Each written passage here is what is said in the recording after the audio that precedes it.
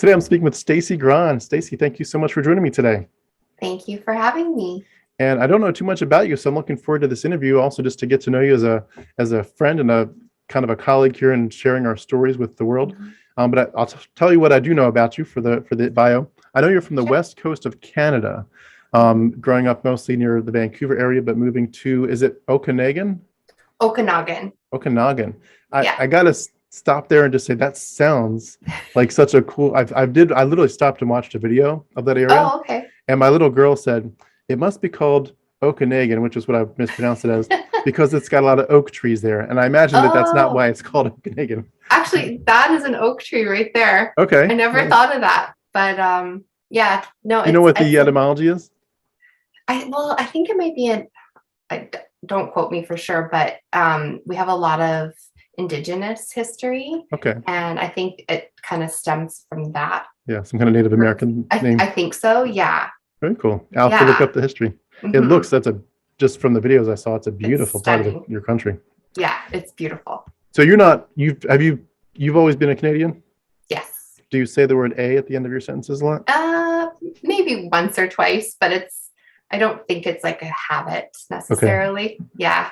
And have you ever lived in the French part of Canada? I have actually. Yeah, for a very short time. We moved Nice. around a lot when I was a child. And I did live in Montreal for a very short time. I don't speak French. Okay. And the French there, if you don't speak French, they are not as welcoming to you. So, Yep. yeah. Yeah, I've spent some time in Quebec, and it's definitely that experience. Yeah. They look at you funny if you don't say it exactly the right way. No. And have you been to the United States at all Oh, to yeah. visit? Oh, Okay. yeah. Yeah. I'm a huge Disneyland fan. Oh, nice. Very And cool. so lots of times to California. And I love the States. I haven't been since 2018 really on a vacation there, but Yeah. we're really close to the US border. Okay. Like right On above Washington State? Yeah. So where we moved from in near like the Vancouver area, we were about a 10-minute drive to the US border. So I drop my kids off at school, hop across, go to Trader Joe's, Target, fill up my fuel in my car, and come back across and pick up my kids from school. It's like that's what everyone does. So Very cool. Very cool. yeah, Well, I look forward to visiting that part of the world at some point. It's it's definitely on the bucket beautiful. list. In Yeah. terms of the bio, you're also a mom of 3 boys. Is it age Mhm. 10, 7, and 3? That's correct. Wow. So you're just a few years ahead of where we are with our kids. Oh, okay. What's your family dynamic like? Are they pretty energetic and? Yes, they are very energetic. I think it would be a little tiny bit calmer if we stopped with the 10 and the 7-year-old. Then we added a little one, and he adds a little bit of extra feistiness to the group. And he's a lot of fun, but he's he's the most energetic. And yeah. That's awesome. So yeah. Very cool. And in terms of, I'd love to just hear anything unique or quirky about you, any kind of hobbies or pastimes you could add. Well, since moving here, we've become very outdoorsy because it's a very beautiful location to be. Like there's lots of nature hikes and trails, and we're like a 5-minute walk to the most beautiful lake ever. Kalamalka Lake, if you wanted to look that up, it's gorgeous. But anything quirky about me, I know I was telling you before, I'm a huge Friends fan, and anyone who knows me pretty much knows that I've watched this entire series well over 30 times in its entirety. And actually I'll tell you a funny little story. On one of my husband and my first dates, he came over to my house and I had the Friends board game out. This was in 2004 when the show ended. And he's like, "Oh, you're a Friends fan?" And I'm like, "Yeah." And he's like, "Oh, let me do some of these questions." So he quizzed me on questions, and he's like, "Okay, when you get one wrong, we'll go out for dinner. Like we'll leave to go on our date." And I was like, "Okay." So eventually we had to just leave to go out for our date because I know every answer to every obscure thing about the show. So That's awesome. just the dumb things you don't really need in life, but yeah. I haven't watched that show, but I definitely now that I know it's that good, I'll have to take a dive into it. Yeah. Did you Did you have any kind of shows you were really addicted to as a kid? I grew up watching like Full House. That was my first one that I absolutely loved. I was a big fan of like TGIF on Friday nights on ABC. Yeah. Remember those? Yeah. Yeah. But I would say I went from Full House and then pretty much Friends. And then from Friends, I was just depressed that they went off the air for a couple of years. Yeah. Now we just watch stuff on Netflix that I wouldn't have watched before, like Ozark. That's a good one. But we had this weird show that we all did as a family. It's a World War II comedy called Hogan's Heroes. I've heard of it. It was just so addicting. We all loved it. But anyway, save that one for another day. Well, I really appreciate you joining me tonight. I definitely wanted to give you the floor because I've listened to some of your story that you shared on other platforms, and I appreciate you getting the word out and speaking to so many people about it. It's nice. And I wanted, you've got a lot of interesting like differences. Like everyone's got a little different story, and yours has some differences that are quite fascinating. So I'm looking forward to hearing it. If basically, I just wanted to say, if you could take us back to the very earliest memories you have of how religion, came into your life. Yeah. Okay. Well, and feel free to ask me anything whenever you want to interject. Sure. Yeah. Okay. Well, I'll go back to the earliest I never had a conversion story. My whole life, I just remember being a Christian. I raised my hand at 2 years old to an altar call. I don't even remember doing that, but I was just answered that. And from what I was told, I have been speaking in tongues for as long as that. As a child? As a child, yeah. Wow. My grandmother is the one who has these stories, which my mom and I were talking the other night. She's like, it's interesting that you never told me this. All these stories come from your grandma. So I don't know necessarily how true they are, but I grew up hearing how I was always seeing things as like a 2 and 3 year old, like demonic things. And I don't remember this, but I remember being told these stories. So it was always, Stacie's very gifted. She can see in the spirit realm. And it's weird for someone like another thing I didn't mention is I have a very good memory. I remember things from being very little, like as a toddler. So it's strange to me that I don't remember those things. So I'm not sure how true they necessarily are now. But that was part of your family dynamic? Yeah, that was part of I grew up hearing these stories about myself. One story in particular that I heard was that I wouldn't go on my grandma's patio because I saw a wolf, and I was reassured, there's no wolf there. And my grandma's prayer partner called her one day and said, every time I pray, I see a wolf in front of your house. And she's like, that's weird because Stacie keeps saying she sees a wolf outside. So it was just confirmation that I was very gifted in seeing things in the spirit. So again, I don't know if that was just my grandma planting these stories. And so could I ask you, make me think of a pastor that I was once, I did a little ministry with a guy in Bible college, and what you're describing there makes me think of him, and I was curious if it was something you would have experienced too. He talked about the idea of territorial spirits. And so we would go and, maybe 5 or 10 of us would go and just pray over an area. And he would be like, we're going to split up into groups, but he'd just be giving us warnings, like that area over there is particularly demonic. This area over here, it feels like, the angels are really making a difference. But he would just say, if you go pray over in that side of the street, whatever, just be aware that there's a lot of heavy influence. It could even impact you, depression, or you're going to feel it. Was that common for you growing up? 100%. Definitely. And so the city that I lived in at that time where this was happening is actually the city we just moved back to last summer. So it's called Vernon. And so also grew up hearing how Vernon had um, a very large witch coven. I don't know if that's true. So yeah, I mean, they're territorial spirits, right? Everything was spirits and demonic and but yeah, I have heard of that, the territorial Yeah. things. Yeah. I know you've got a lot more to the story, but can That's I ask okay. you a quick question about the Yeah. first thing you said? Mhm. You mentioned that you remember always being a Christian. Mhm. I just wanted to clarify that. Mhm. When let's say this before I ask my question, what is the definition of a Christian?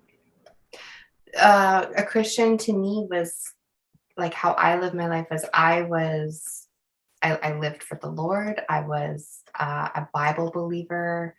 I I mean, it's not just going to church, but it was going to church. I believed everything that the Bible talked about, preached about, that Jesus was the Son of God. I believed that in order to be a Christian, you had to accept the gospel. And the gospel being that Jesus is the Son of God, that he came to this earth, that we were dead in our sins, that we needed to be saved from them, and it was a free gift that we couldn't earn. And we had to accept that free gift in order to have eternal salvation in heaven. And I did believe in a literal hell of eternal conscious torment. So yeah, being a Christian was, you don't just walk the walk, you talk the talk. Or you had to walk the walk and talk the talk. And Yeah. it wasn't just I remember asking certain people, like, are you a Christian? And they'd be like, oh yeah, I'm a Christian. And I'd be like, okay, but like, what does that mean? And if they couldn't really explain it too much, that I'd be in my head, I'd be like, okay, I don't know, like, doesn't really sound like it, because some people will just think, oh, I believe in God or I believe in Jesus, and that's enough. But to me, it was like, you have to actively like live this life. Well, kind of building on that, one question I had though was there a particular time that you recall where you made a profession of faith, even if you could have said, I think I believed this earlier, like I probably already believe this, but I'm going to like make a line in the sand and make sure it's crystal clear which side of good versus evil, which side of eternity that I'm landing on. Like I am going to actually declare that I am a sinner in need of salvation and Jesus is my savior. I believe in his death and resurrection. Was there a time when that happened? I feel like I had made that decision multiple times. I think the first time that I was like, okay, I can't just rely on the story of me being a 2-year-old. I have to know what I'm deciding, because I don't remember that. So when I was 10, I remember responding to a church service where they said, okay, we're going to do baptisms in 3 weeks. So if anyone wants to be baptized, come and sign up. And so me and my friend, who was the pastor's daughter, we signed up, and we had to go to these little like classes, and we had to write out our testimonies. And like, we were 10, like what kind of testimony did a 10-year-old have, right? But we did. And I took it very seriously, because I was like as serious as I could at 10. I was like very genuine. Did you have pressure though to like write it as if you had done some bad stuff?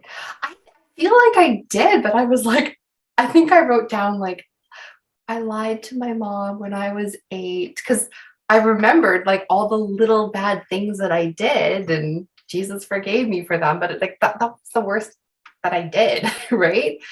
And my mom had already forgiven me too, because I confessed it, right? So I got up in front of the whole church, and I read my little testimony thing, and I was so nervous, and the church was pretty big, I remember it. And I stood there, and then I got baptized, and it was just like, okay, now like I've made this profession, and I've made this like public declaration, and I'm a Christian for real. Like, okay. And then it felt like we didn't maybe go to church for a while because, sometimes it was on and off. But I always felt like I was a Christian. And then when I was 13 or 14, we started going to another church. And I was very involved with the youth group. And so they had baptisms at the park at the ocean. And That's fun. yeah, it was cool. And so I was like, well, I guess I've been a backslider. I need to rededicate my life at 14. Like, again, I was not a bad kid. Like, I never did anything wrong. Like, no smoking, no drinking, no partying, none of that. But I had backslid because we didn't go to church for a while in my heart, I guess. So I rededicated my life and got baptized again. So I felt, okay, good. I'm safe. Like, I'm really safe. Okay, I mean it again. Okay, God, like, I'm serious. Yeah. Can I take us back a few steps? Yeah. I do want to dig into that part of your journey a little bit. Mm-hmm. You mentioned first that you did ask, for Jesus to be your savior several times. Mm-hmm. Yeah. Was there ever a part of that, a dynamic of the fear, like you mentioned, hell, a fear of maybe I was, I don't know, pretending or tricking myself, self-deceived the first time, and there's so much at stake that I have to do this? Or did you feel a sense of like, I'm safe in the hands of my Lord and Savior. I just want to let everybody know I'm really serious about this. Like, was it more about the safety of escaping hell, or was it more just about getting really serious and not being, as they used to say, I used to hear a lot, there's a throne of your life, and either, God is on it or you're on it, and he's still the king. You're taking his seat. Get off his seat. Yeah. What was it like for you? I think it might have been a little bit of both. I think it was probably more like me just making that commitment and telling myself, like, okay, you have to get serious now. Like, you're older now. You're responsible for your walk with the Lord. And I think from that point on at 14, like, I was quite serious. Like, I didn't really turn away or anything after that. Yeah, I still didn't really get into trouble or anything. I didn't do anything wrong. I was a really good kid. Yeah. I was too good that I was too hard on myself. But I always say some similar things for myself. Well, with the denomination, is it Assemblies of God? You know what? I hear about Assemblies of God. If it wasn't like technically that. It was just Pentecostal. Pentecostal roots or non-denominational, but I find they're all kind of intertwined. Even when they say they're non-denominational, like, they're all kind of the same in a way. Like, charismatic, you can kind of just wrap it up under that umbrella term. Well, the reason I was curious was when you mentioned being exposed to tongues at such a young age, I was curious if there was pressure. I guess pressure is the right word, but the pressure to continually see greater and greater things from the Lord. In other words, if he's speaking if he's helping you to speak in tongues as a child, then are we headed toward prophecies and healings as a young teenager? Are we headed to a greater ministry? Are we headed to you being a female pastor if your church allowed it? Like, what was the dynamic? Was there pressure to see this? And I guess I should add, did you actually see any miracles in your church that you remember? The church that we went to when I was 14, that church was actually a branch off of, so Benny Hinn, his brother, crazy guy. His brother, Henry Hinn, he had a church in the city that I lived in. And when his church kind of like split up, the church that we found was sort of an offshoot of his. So it was very similar to like the Benny Hinn type of ministry where there was the miracles, the slain in the spirit. So they always had different preachers coming into town from the US and prophets and people from Florida and Tennessee. And one particular gentleman, he had a ministry of gold teeth. I don't know if you've ever heard of that. And what does that mean? He would pray for people, and apparently they would get gold fillings in their teeth. Wow. Do you have to get them drilled out and then so you can cash on the gold and then get regular fillings? I don't honestly, like, it's weird because my one friend was like, your grandma got a gold filling. Do you remember that? And I was like, I don't know. And then even my grandma, she doesn't even remember it. And I'm like, wouldn't that be something that you wouldn't forget if that actually happened? That is really funny. Like, I don't know. So when he would come, it was almost like the church would be packed because, you're expecting all these signs and wonders whenever there was someone from out of town, because they came with some sort of gift, right? So if someone with prophecy came, everyone came expecting like a word from the Lord. And then someone came with like a healing thing or a gift of gold teeth. And there was like gold dust, and I don't even know if it's all like, I don't know how real, like, it's bizarre. So it sounds like it's a Pandora's box. Have you ever seen that lady? I think her name is Kat something. Kat Kerr, where she goes to heaven a lot. And yes, that one friend I was telling you about who was like, your grandma got gold teeth. She turned me on to this Kat Kerr years ago. She's like, you have to see this woman. She's just like when we went to that church. She reminds me of that. And I was like, okay, this was a long time ago. Well, 7 years ago. And I watched her and I was like, I got this kind of like feeling in my gut, like, I don't know about this. But she said such like cool things, but she was so weird.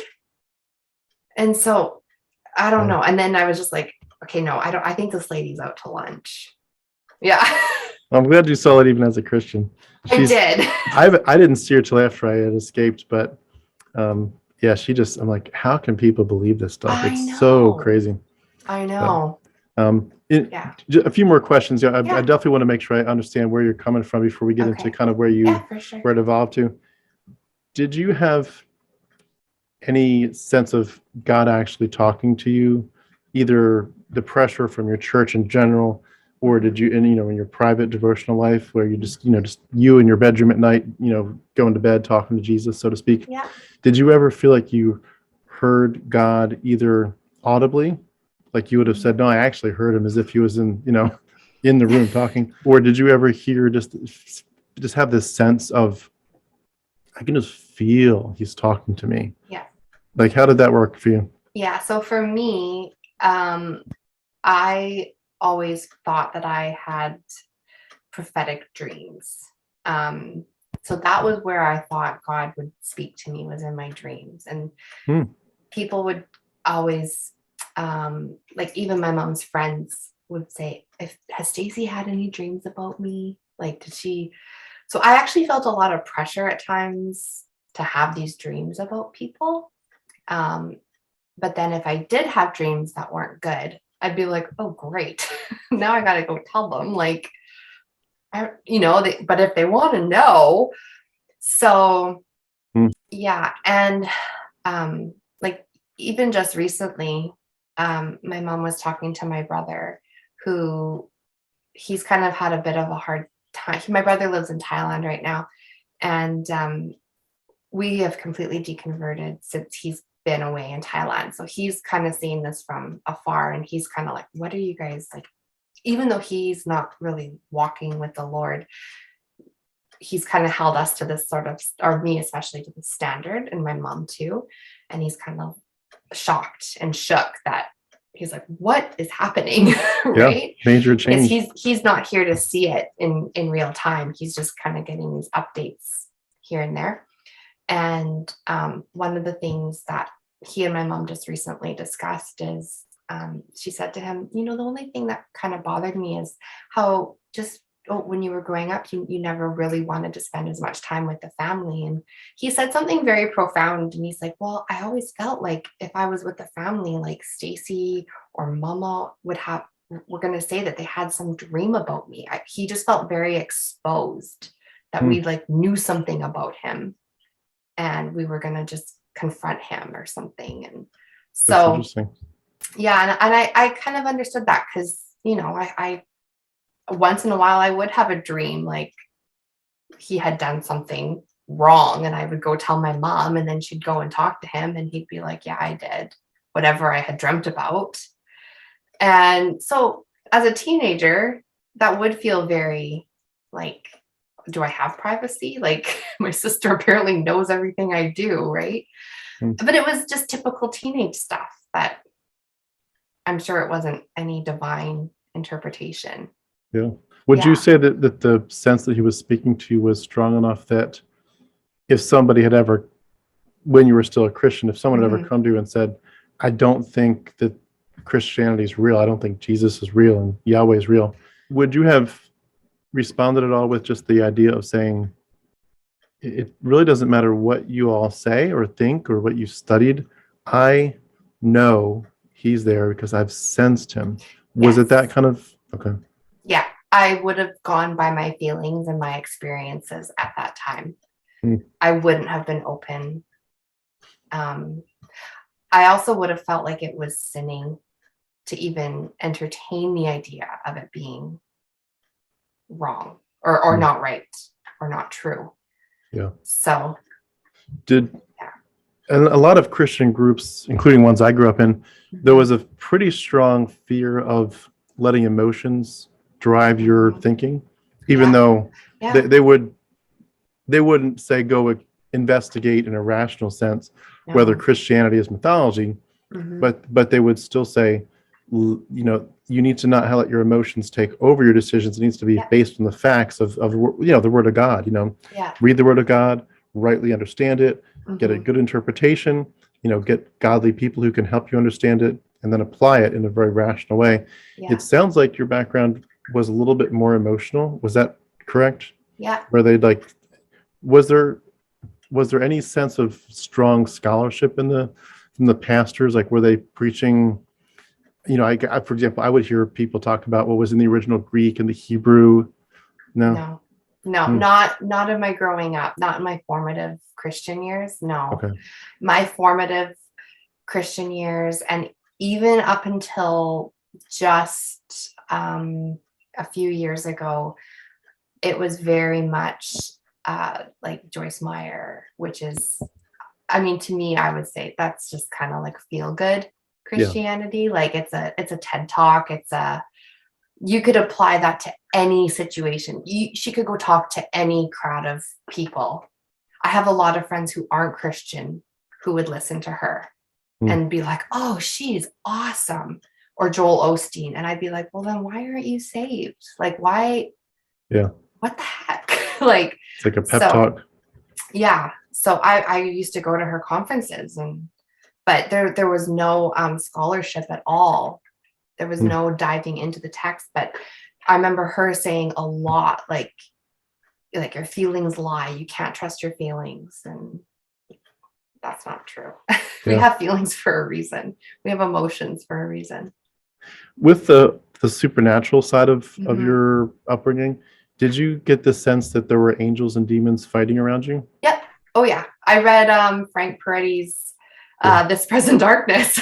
So I would sometimes just walk around and be like, I wish I could see what was going on right now. And I would sometimes, like you were talking about the territorial spirits and stuff.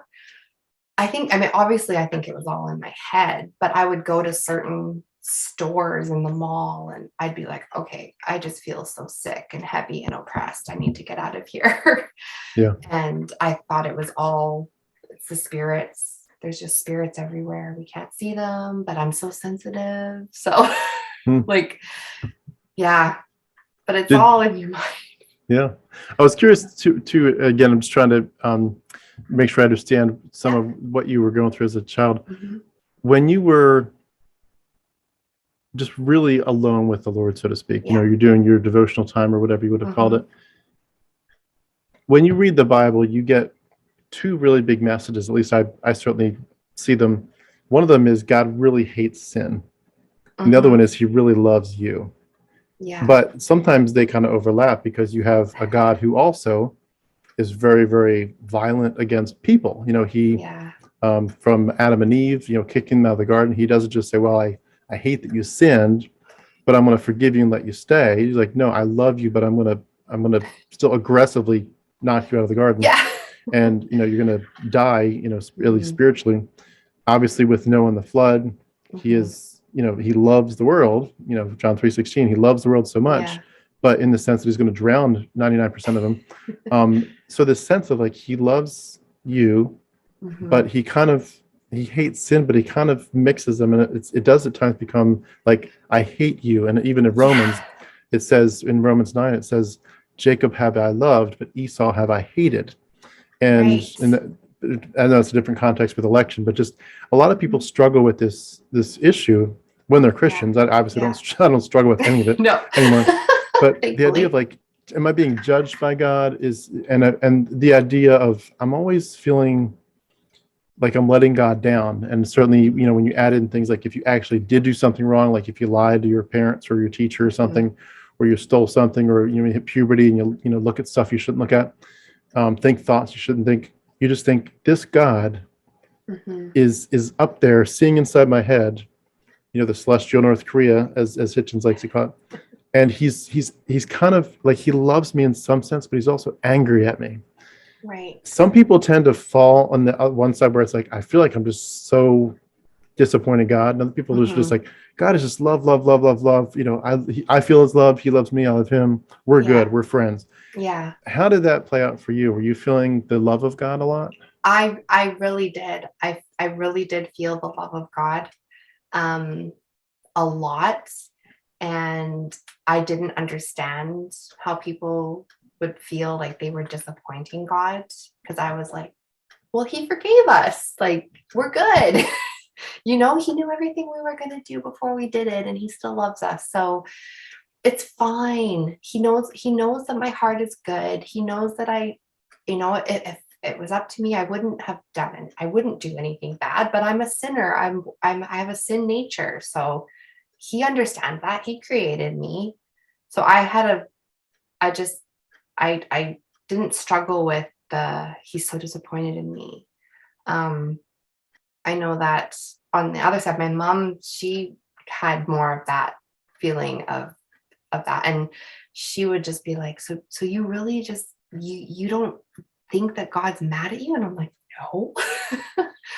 um no, I didn't. I really didn't. Mm, Especially in the fluffy, emotional. I was just like, oh. And yeah. also because whenever I would get a prophecy, which happened quite often, um, when I was younger, I was always told that they're always good. There's never anything harsh in them, right? I was always told how much God loved me and he saw me as like a little child, and so I just was always like, he just adores me. Like, so no, I didn't struggle with it at all. Mm, And which I think that's kind of good in a way. I think that's but now when I do see those things, I'm like, oh my gosh, he's he's awful. yeah. Yeah. So I don't doubt it now. Like I see it and I'm just like, I can't believe that I had my head in the clouds and Yeah. yeah. Well, it is interesting, and it's awesome that you were, I guess, spared might be the right word, from some of that. The exposure that I and a lot of people that I've talked to have had is definitely, for a lot of us, it's the opposite side where it really feels like God is just always. I mean, he technically loves you, he judicially Mhm. loves you, but it's Yeah. like you feel like you can't win. And Right. have you ever been exposed much to Puritan theology?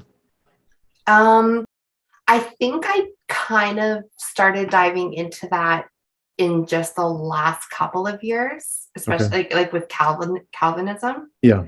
Yeah. And so I think my views slightly started to change a little bit. And had I stayed, it probably would have got, From that it was direction. starting to get a little distorted, Yeah. especially with the view of election or the doctrine of election. Yeah. So that was kind of on my way out. Right. So I had, yeah. That's good. I'm glad it was towards the end. Yeah, it was. I definitely want to dive into Calvinism with you in a little bit when we get to that point. Yeah. I was curious, just again, getting a feel for what your church was like. What was the music, worship music like? And was there a sense of like this sets the tone, I would assume, for a lot of the stuff that was happening? What was worship like in a church like that? So worship in the church when I was a teenager, sometimes it would go on and on and on for hours. Really? Yeah. Just the music part of it? Just the music part. There was no set time schedule for church. It could be anywhere from 2 to 4, 5 hours of service. And you were just there until they were done. And I remember even like one song was like an hour long, just the one song over and over again. Wow. And one particular, that's crazy. Yeah, one particular May long weekend, the building that we were in for church, they're never in traditional church buildings, these non-denominational ones. It was like a strip mall type thing, or a business park. And it didn't have air conditioning, and it was so hot, and it was an evening service, and the worship was going on and on and on, and people were starting to get really tired and hot and getting weak, and some people started to sit. And I remember the worship leader basically yelling in his microphone, because people were starting to be like, okay, I'm going to pass out, like it is hot in here. And he yelled in his microphone, "There are no lawn chairs in heaven. Get up." Wow. And that, I remember my mom walked out and a couple other people walked out so angry. And I think that was one of the last times we went to that church, because that church was starting to fall apart. And yeah, so worship was very long. One of the last Pentecostal churches that I went to a few years ago, the worship was amazing. That's what drew us in. It was just the goosebumps and the lights, or the no lights, and the smoke machine, and you just could it bring you to tears at all? Oh my gosh, yes. It would. I would be all in with my hands raised. And one thing that I kind of would question myself, because like if we didn't get to church on time for the worship, inside I'd be really mad. And I'd be like, what kind of Christian am I? Like, I'm getting really choked that we're late because I'm not getting my worship experience. Yep. That's so selfish and so like it's all about me, right? But yeah, oh yeah, I would just, tears would be streaming down my face, and yeah, goosebumps. And did you ever have the literal physical, tangible experience of the music, feeling like maybe you could actually sense the spirit, but maybe it was literally like something they did with the music? The reason I ask is I experienced it on that level for the very first time when I was a teenager. I went to a concert with a group called Newsboys. Yes, I remember going to the news. I went to I still some of those, I can still hear it in my head. It was so just addicting and good. I mean, it was beautiful at the time. But I remember in that concert for the first time, literally feeling like goosebumps all over my body. Yeah. And I realized later that it was the music and the loudness of it, and the way that they were doing the group, and they had fog machines out and everything. Oh yeah. But like, did you think that was the spirit when you felt that? Well, because I was told, oh, when you feel the goosebumps, that's the Holy Spirit. So as soon as I'd feel that, I'm like, oh, good, the Holy Spirit's here. But the interesting thing is, I remember going to a non-Christian concert and getting that same reaction from the music, getting covered in goosebumps and being like, well, there is no Holy Spirit here. Why am I getting that same reaction, that same emotional experience is coming from my body? And being like, that's very strange. Yeah. So that was something that I kind of just filed it back there like, Yeah. It's amazing the things that when you look back on things like they didn't feel like cracks in the wall at the time, but when you look back and you're like, they actually might have been. They might have been. Yes, because I did file it back there. I was kind of like, okay, I'm going to remember that because there has to be something there. There's no way I should, that can't be the Holy Spirit is not at Backstreet Boys or, you know. Maybe he's working through them. Who knows? Maybe. The Lord works in mysterious ways. Yeah. When you were in that kind of environment where they're I guess priming the pump for people to respond, was there an altar call on a regular basis? There was actually at the Pentecostal church that I'm talking about right now, they would do like a prayer. If anyone needs prayer, come up. It wasn't like an altar call, like if you want to accept Jesus. It was just if you need prayer for anything, then the prayer team would be at the front. Every service. Like it was a formula. You knew what to expect. And in a way it was nice because if you had something that morning that you were like, oh, I really want to go up for prayer. This is like, I have like a pain or I have something that's bothering me, or you knew, okay, someone can pray with me. Yeah. But at the same time, it was all the same. You knew when it would be winding down, then the pastor would come up and pray in his microphone and the band would still be playing and then it would wind down. Like you know what to expect. Yeah, for sure.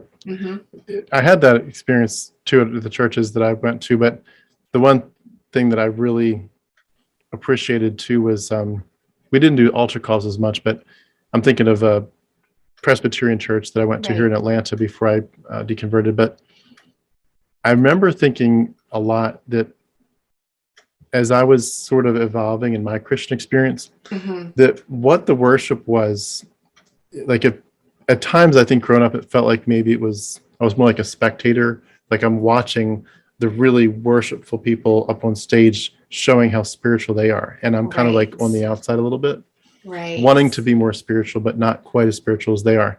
Yes. But I remember it kind of like you mentioned, you felt the love of God a lot. I remember it shifting for me a lot to that dynamic a little bit. And it was almost like, if you've ever had somebody, like, I'm going to paint this picture a little bit. If you ever had a friend or a counselor or somebody in your life who is really, really skilled at asking the right questions and knows you enough, or at least, just enough to dig in without being invasive, but the right person can, not in a non-manipulative way, but they can ask you the right questions and get you to the point where you literally just break down. Yeah. You could talk about things like, let's talk about whether or not you really think you have any self-worth. Let's really talk about how your parents treated you. Let's really talk about whether or not you feel safe in your own skin. Let's really talk about whether or not you feel like your life is worth living, whether you have any value. You ask those questions and dig in the right way, and you can make people the right people if you're not being genuine about it, or even if you are, but just if they're vulnerable, you can make people cry really fast. Oh yeah. And I remember it kind of getting to that level in the healing sense of the spirit, thinking, I am not here to become spiritual like someone on stage. It's like the spirit is like, the tangible, like goose pimples. Yeah. You can feel them everywhere. He's inviting you to be vulnerable. He wants to be the very perfect person who can look at all those questions. Do you think you're worth it? Can I salvage the years that the locusts have eaten? Can I make things right? Can I make you feel good again, whole again, safe again, healthy? And I remember once I kind of fully gave into that, I would walk into the worship service and I try to be on time, like to say, because Yeah. you don't want to miss it. No. And those songs could literally, like when you, especially if you have a song that paints a picture of, in different words, you've been through so much, and you Mhm. got to understand God had a plan all along. And what you Yeah. think has been him ditching you and him leaving you to your own devices, he Mhm. has all along been behind the scenes guiding you, letting you sometimes do your own thing, but still moving you toward himself. Right. And if you could just see what he's been doing, you would cry tears of joy, Yes. and then you would shout, acclamation. God, thank you. This is cool. You just jump up and down with joy. Yeah. It's like, God, thank you for being the daddy that I've always needed. Yeah. And I remember when you get to that point, sometimes you can walk into a church and within one or two songs, you are either physically crying, like actually crying, or you're Yeah. crying on the inside in a Yeah. good sense, like healing, Yeah. like God, heal me. Yeah. And when you look at that dynamic with your church growing up and your experiences, how do you feel that sets people up to, in a vulnerable sense, to be willing to receive information that's not necessarily true, but they're so needy that Yeah. it's like, what's that expression? If you're thirsty enough, you're going to see a mirage in the desert. Oh yeah. How did that play out for you? I think that the worship experience, because it is an experience, I think it's a good primer for people. Like it gets you to that real vulnerable state. It breaks you down because you end up really, like you said, emotional, or it cuts to your core. The words that you're singing, and you end up with your arms, for most people, out in a surrendering position, right? So Yeah. that's a very vulnerable thing. And if you notice, some people, they kind of start like this, and then like this, and then like this, right? And then by the end, and it's scary to lift your hands higher and higher. And I would even get nervous, but I'd be like, God, I'm doing it for you. So why do I shouldn't feel ashamed. So yeah, by the end, then you're sitting there and you just take in everything that they're saying. And yeah, it's and most of the time in those kind of seeker sensitive type churches with the really good worship, they're not going to say anything that's too messy or too much that's going to turn you away. They want you to keep coming back, and it's all about getting you plugged in and getting you to be volunteering. And where can you serve? They don't say volunteering, it's serving. Yeah. Right.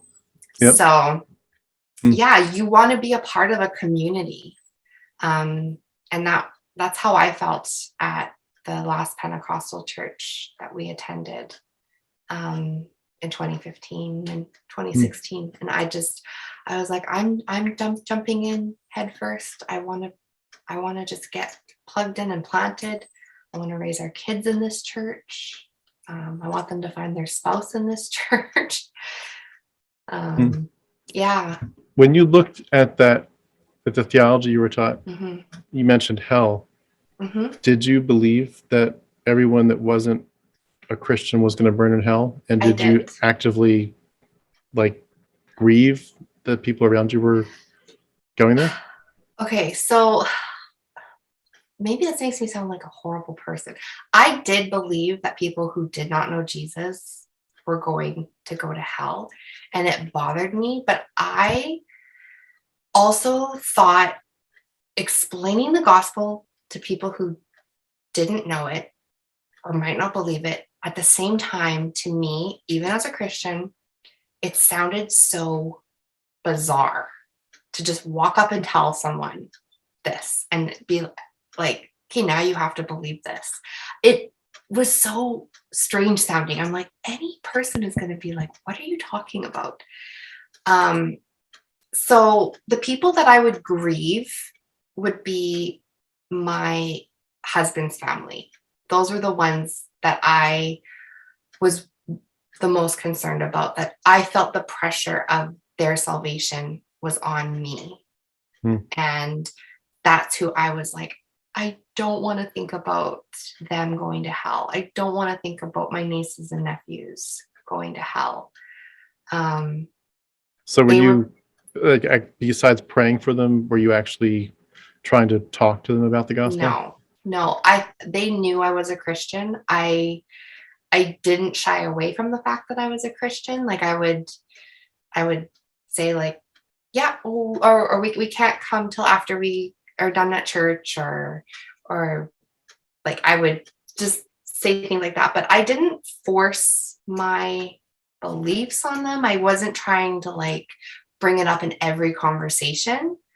Because Hmm. as much as I believed it to be true, I also thought from someone else it would sound so strange. I don't Really, know. you're the first person that said that. I'd like to explore that one because I don't this is know. cool. What I mean, I agree. Yeah. It certainly is strange. It's Yeah. strange, especially on this side of it. But could you tell me more about like what would have seemed so strange to you about it?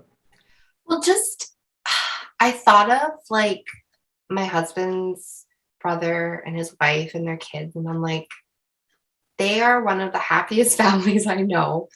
They're a beautiful family, not just in looks, but just they're a beautiful family. They're amazing. I love them so much. And they have amazing kids. They're have a happy marriage. They're some of the nicest people. They're kind and generous, and they're incredible.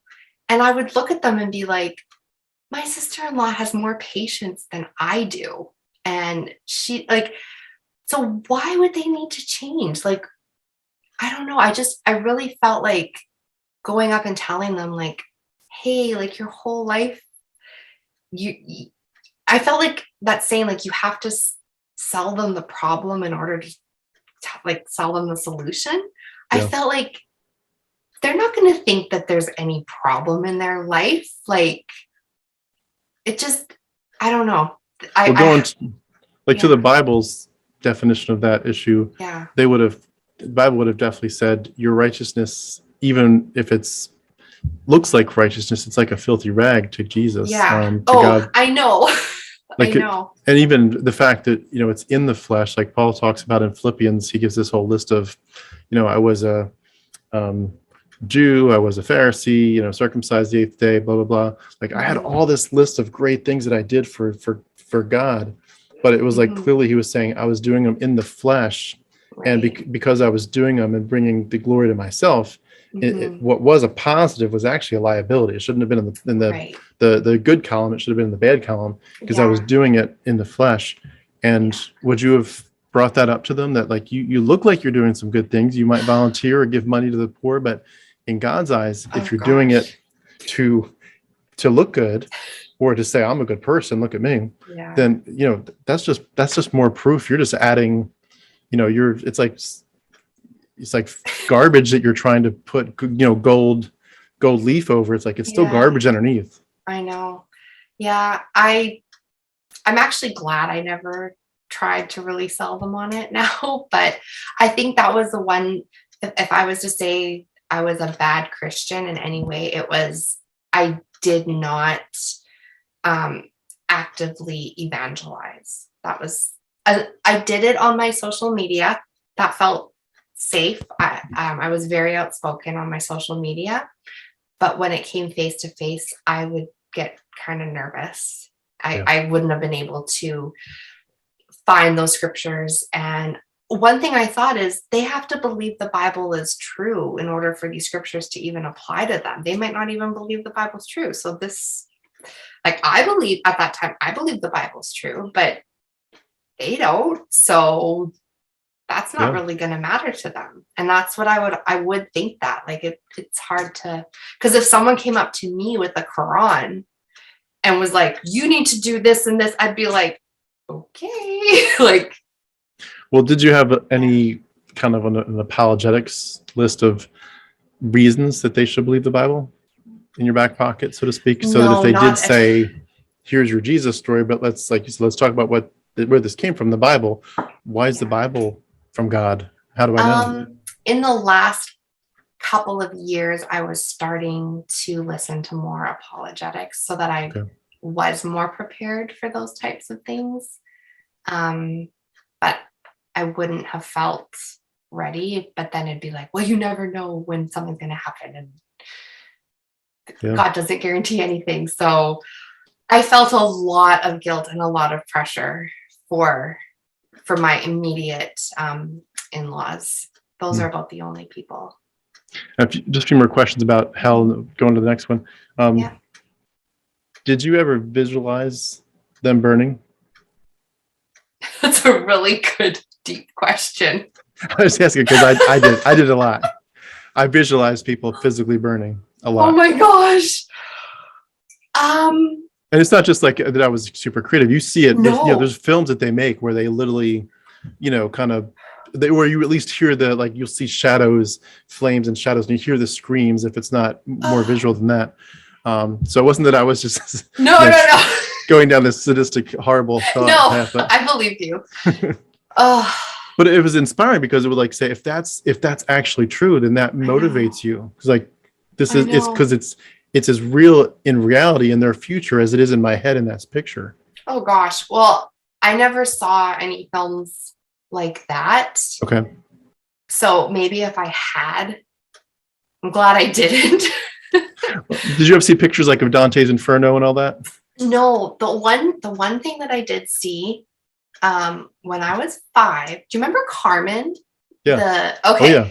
Oh my gosh. Okay. When I was 5. Oh, yes. How could I forget? Do you remember the music video he did, Revival in the Land, where the demons talking to Satan? Oh, yeah. Okay. 5 years old. My grandmother is like, Stacie, I want to show you this video. She shows it to me back to back after a witch's invitation. I was scared. I was terrified. So I had that one image of hell and the devil and demons in my mind. And that was enough, but there was no people burning. But that is the one image that I would see as I would be falling asleep at night. And I just looked it up on YouTube a couple weeks ago. And even still, I'm I can barely even look at it. And that was that was in the 80s. Yeah. I remember this. I used to put some of those Carmen songs on the loop. It was so inspiring. Oh yeah. I mean, there was what I liked, Lazarus. That one was very powerful. That was he's a good storyteller. Yes, yeah. He's a got good the storyteller. Great Italian hair going too. Yeah. I was curious about well,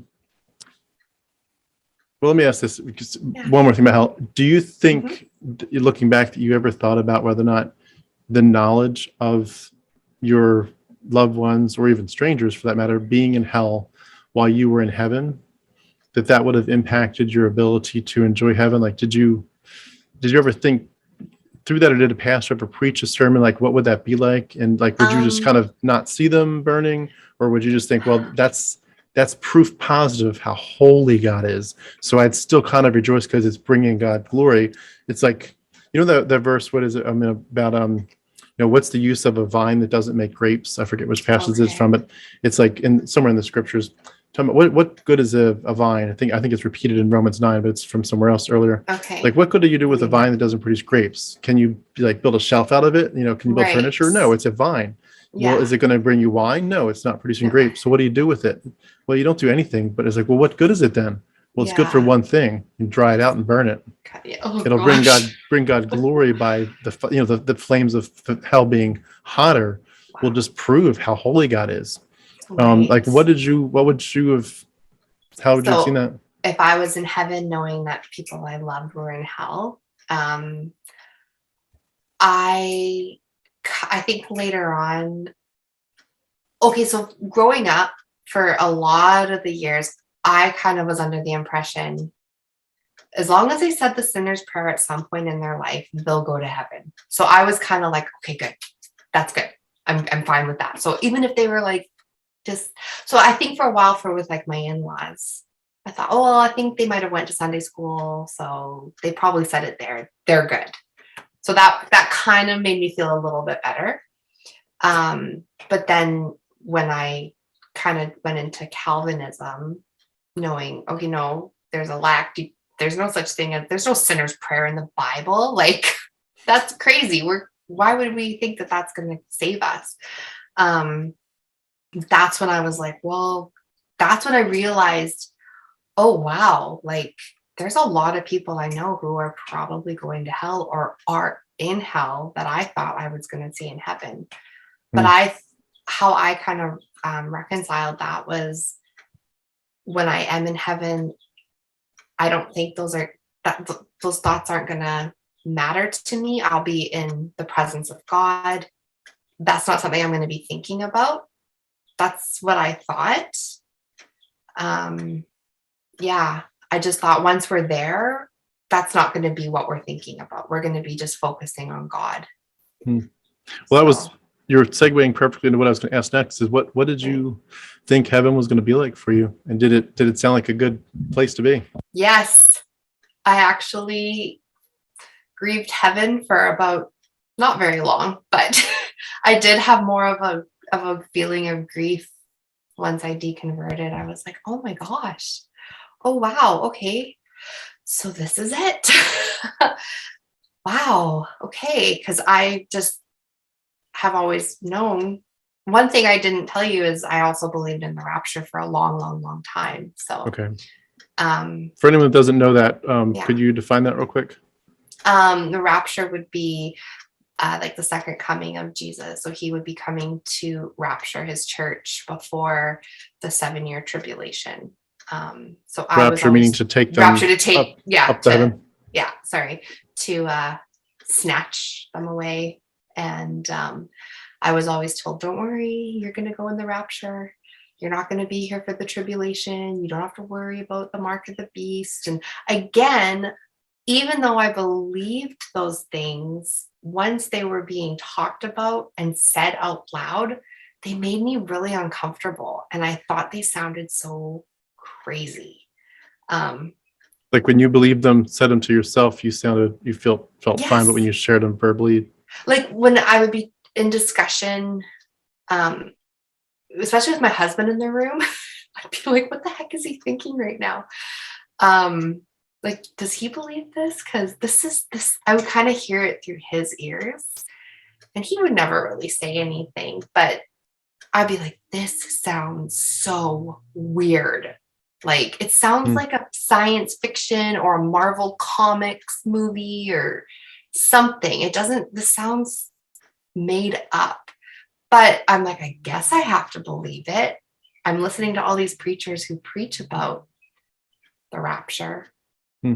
Was it at all too, like it sounds extremely crazy or whatever? It sounds very, very, very bizarre, but was part of that just the idea that that's because we don't have spiritual eyes to see? It's like that passage where I forget where it is, but where the looks like the war is going to be lost by God's people, and then the angel of the Lord is like, open your eyes, there's angels all over those mountains. Right. If you could see, like you see the physical world, the reality is much more spiritual. It's hyper spiritual. The real reality is flipped. This physical world is the facade. The real world is all spiritual, and it sounds flipped because your vision isn't tuned right.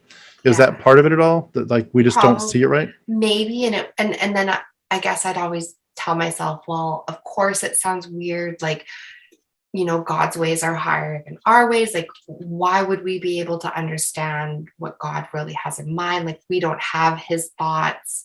We can't comprehend what he has in store. Yeah, like basically we're not as smart as God. We how are we to question him?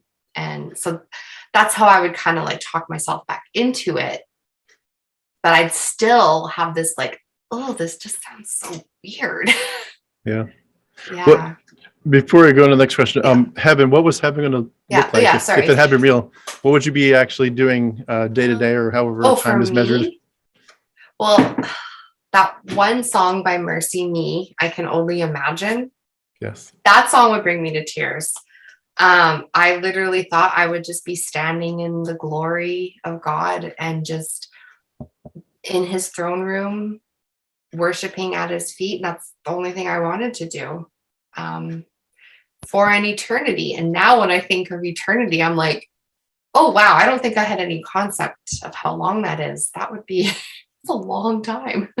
Did that seem like something you would get bored of? No, at that time, no, it didn't. I also had kind of funny ideas of heaven, probably that we all might have little things. I wanted to ask God how many songs I knew, because I know a lot of songs. I wanted to just find out that. Like the actual quantity? Like the actual quantity, the number.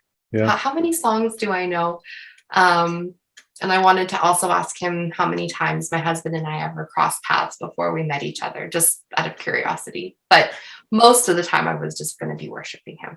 That's so interesting that you said that. You're exposing my quirkiness here too. And these, I actually, as crazy as it sounds, I thought the same question, but my question for God was going to be, God, I would like to know what is the complete total number of jokes that have ever existed in anywhere. Like, what is the number of jokes? Like all the variations of them. Is there a number? And it's funny that I never thought about it until you just said that. But it's I remember thinking that. Yeah, those were my two, like, okay, I'll get over, like I'll get all the like amazing things out of the way and then just be like, God, I just have two questions. How many songs do I know? And how many times did Brian and I pass each other in the mall? That was it. Did you expect to have a mansion? I did.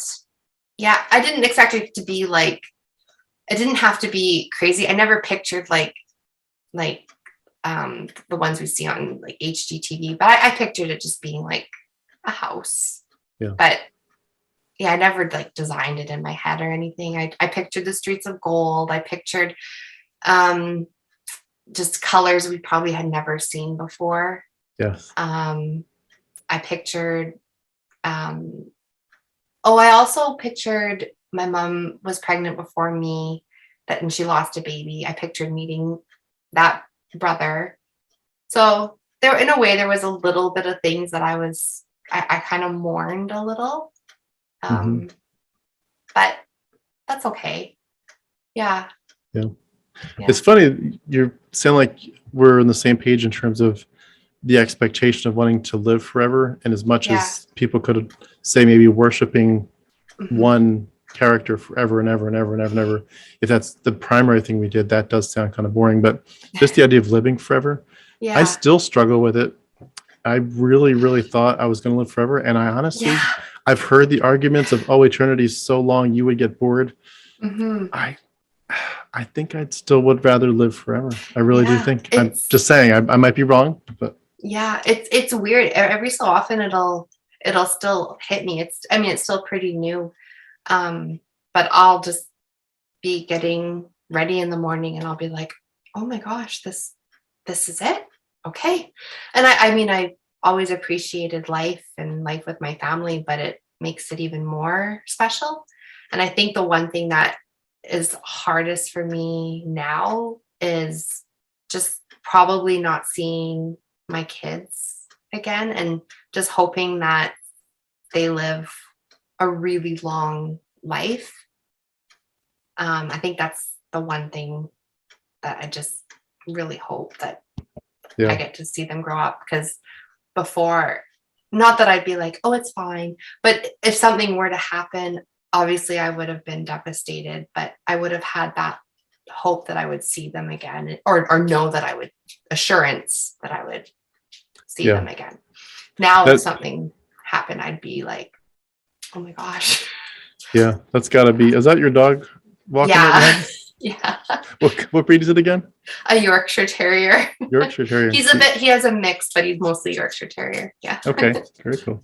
Yeah. I agree. And I think that's the one thing that I think would still hit very hard is if we were to lose a child, the idea of that's it for what I get to see of them, but also that's it for their life. Yeah, exactly. And I do want to be sensitive that there may be people watching that may be your actual experience. I've not experienced it. No. And I'm sorry for those that have gone through that, but I can imagine that must be insanely difficult, especially when if you, in terms of the timeline, if you did used to believe that you'd see them again. Yeah. And you had that loss, and you just knew that loss was very temporary. And for it to hit you later and realize actually that loss it's done. The door is closed. I think you It's would crazy. mourn all over again. Yeah. That I just want to add though, I think that's kind of one of the reasons that it really upsets me about what the church does is it deprives you of the ability to truly grieve whatever the loss is, whether it's a 90-year-old grandmother or it's a small child. Like, you need to actually grieve fully. And it's like this religion is like a dopamine that kind of keeps you, kind of numb to what's really going on. It's like you don't necessarily need to be numb. No. Obviously, I wouldn't want pain to inflict pain on anybody, but like you don't need to numb this. You need to grieve it healthily. Yeah. And if you think that this isn't really a loss, you're not really free to grieve the loss yet. No, you're not. And it reminds me of a couple of years ago finding out that someone from our former church had died, and my grandma told me about it on the phone, and I was like, oh my gosh, like it actually took me aback because he wasn't old and he had children, and I was like, I'm so upset. And she's like, well, why? He's in heaven. It's fine.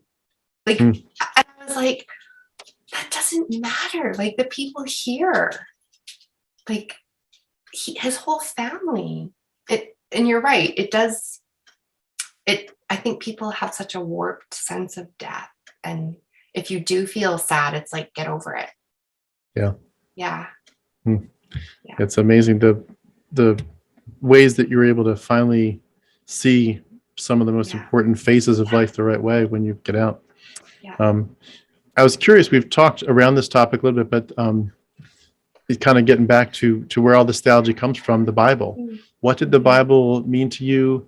Was there a right version for you, or were you allowed to have different versions? Did you memorize it? And what was your relationship with the Bible like growing up? I was free to have whatever version. I remember now I'm like, I can't believe I read it, but I got a Message version when I was little. Now that would be complete heresy to a Calvinist. Yep. And it was. But I think my favorite translation was the ESV, English Standard Version. That ended up being my favorite. I read the Amplified as well. And so to me, it was infallible. I just believed it was the true inspired word of God. Infallible meaning there's absolutely no errors in it? No errors. No, there are no errors in it. Even when you can kind of see that there are errors. And you're how did you deal with that if you saw something that didn't seem to make sense? At the time, I would just think, well, I guess I just don't understand what that means. So there's no errors. I'm just obviously not understanding what that means. I'd have to dive into that because I'm sure there's an explanation for that. And there always is an explanation, even if it's really bizarre. Yep. So yeah. Did you ever deal with one about Judas's death? Did he hang himself or did he get smashed from the rocks? Oh, yeah, I had heard that, but those kinds of like little things like that, I was like, well, it doesn't really matter. But now I'd be like, okay, well, which one was it? Like, it can't be two. Now, to me, it's like, why would there be two different stories? But before I would have been like, that's fine. That's not salvific. I don't need to. Yeah, that's what a lot of them say. Too. They say, well, there may be issues we can't explain, but at the end of the day, we know one thing. Yeah. Jesus died and rose again. Yes, that's always what it comes down to. It's not a salvation issue. If it's not a salvation issue. So. Did you kind of spend a lot of time in the Bible growing up with private time with God? I would try and discipline myself and do my own devotion time and study time. I'll be honest, I had every intention of reading the Bible cover to cover but I never ever did. Okay. Now I want to. I never was a Christian that read the Bible cover to cover, but I did read a lot of books. Like I've read a lot of the New Testament. I'd say probably most of the New Testament. I just read them at random times. Like I never followed a plan or anything. Yeah. Yeah, I've read the Psalms and the Proverbs and lots of different studies. I read through Genesis and Exodus last year, and yeah, I was a lot more disciplined than like other people in my family were at times, other than like my grandma. My grandma was actually an ordained minister. Yeah, so but I wanted to be like a good influence, especially once I had kids. I wanted them to see me reading the Bible, and felt a lot of guilt when I didn't. Did it, maybe a positive spin, did it just seem like, not as much like you're guilty, you need to do this, but just like kind of like someone wrote you a love letter and you just would read, the first, second sentence, but it's like they took their time to write you a nice 5-page love letter, blah, blah, blah, so many lovely thoughts. And it's like, it's not that you have to read it, but it's going to bless your socks off if you do. Exactly. Was it more like that? Yeah, I think I started reading more books in their entirety in the last couple of years. I started understanding more about like, you need to have the whole context. You can't just like, if you were to read a letter, you wouldn't just read one sentence and be like, oh, cool, thanks. You'd have to know the whole context of what that person was saying. I kind of became a bit more picky with how or who I was being taught from too, like different preachers and stuff. And I learned about like proper is it exegesis? It's been a while now. So proper exegesis and hermeneutics. And so those things were important to me. And those were words I had never, ever, ever, ever heard in my more like emotionally driven churches. So regarding the Bible as a book itself, I'm sure that you would answer yes to this now, but back then, did you get information about the other books that were at times considered part of the canon and how there were different canons from different churches? Like, is that stuff they ever talked about?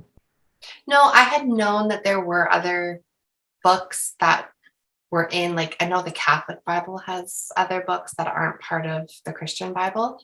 Right. But I was told those are heresy and they're not real. That's not a real Bible.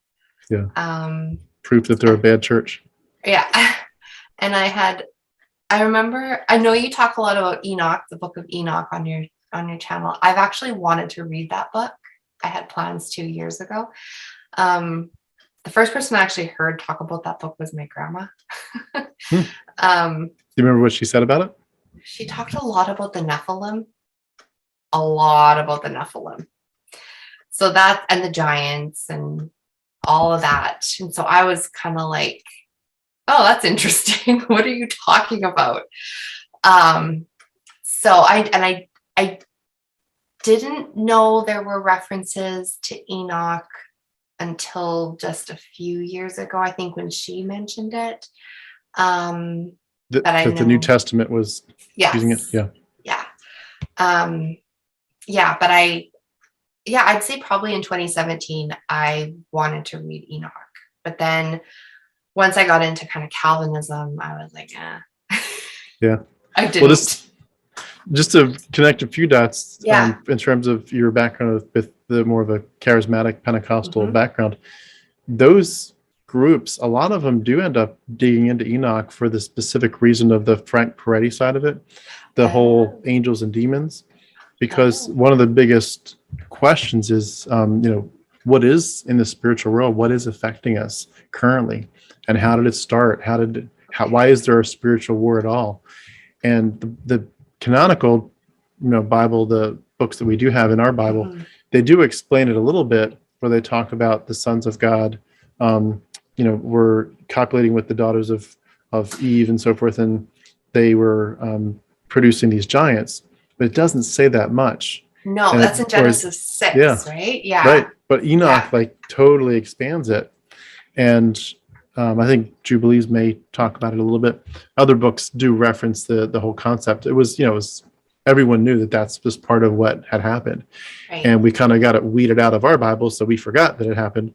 Right. But like everybody knew it. And so if you get back into it, it's almost like, wait a second, God did explain the spiritual world to us. And a lot of people, I've done a lot of work researching Enoch in the last few years. And in my experience, the Christians that get into it, they tend to merge it with the hyper interest in the spiritual world, the angels and the demons. They also tend to list it with the whole flat earth thing because it talks about the layers of heaven. Oh, go ahead. That's what you got into. Yeah, flat earth. Yes, tried to drag me into that. Yeah, they tend to merge those things a lot together, and there's a couple other issues they bring in, but it's kind of scary. But I think there's a lot of people, especially if you decide, and I didn't know this before, but there are Christians who actually get surprised by Enoch. They're like, what's this? And they read it and they realize, you know what? The church had this in their canon and they kicked it out and they were wrong. It should have been the whole time. And once you cross over that, there's a lot of Christians that have done that. I'm in a lot of Facebook groups where they're convinced that Enoch should never have left. Right. And once you bring it back in, it answers a lot of questions that you're left with in the non-Enoch canon. But it opens up all these Pandora's boxes of these other supernatural things, and it's kind of crazy. But the other part of it is, you mentioned end times, the rapture. Yeah, it talks a lot about that in there, and I think it's basically, if you tend to lean towards conspiracy theories, it kind of helps you blast off in that area. Okay, because now that you're mentioning that, a lot of people I know who, well, not a lot, but a few people that I know who are major conspiracy theorists, flat earthers, who are Christians, they talk about Enoch, and my grandma, 100%. Yeah. Okay. Yeah, you should read it. I'll put some links beneath our video, and I'll send it separately to you too. You can read it online. You don't have to buy it. Okay. But it's very, very interesting, and it's when you read it too. If you're well versed in the New Testament, especially, it'll just pop to you like that's where they got it from. That's where they got that from. It just pops. It's crazy. Okay. Well, now I know where my next deep dive is. Yeah, it's addicting though. It's very addicting.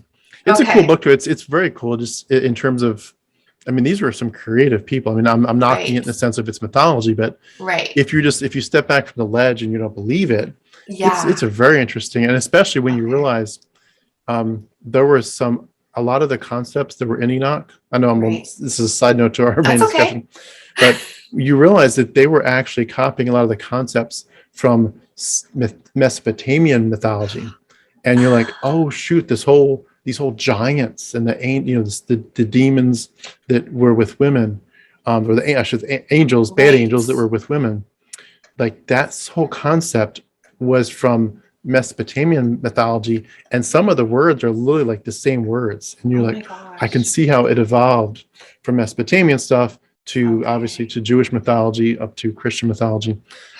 It's crazy.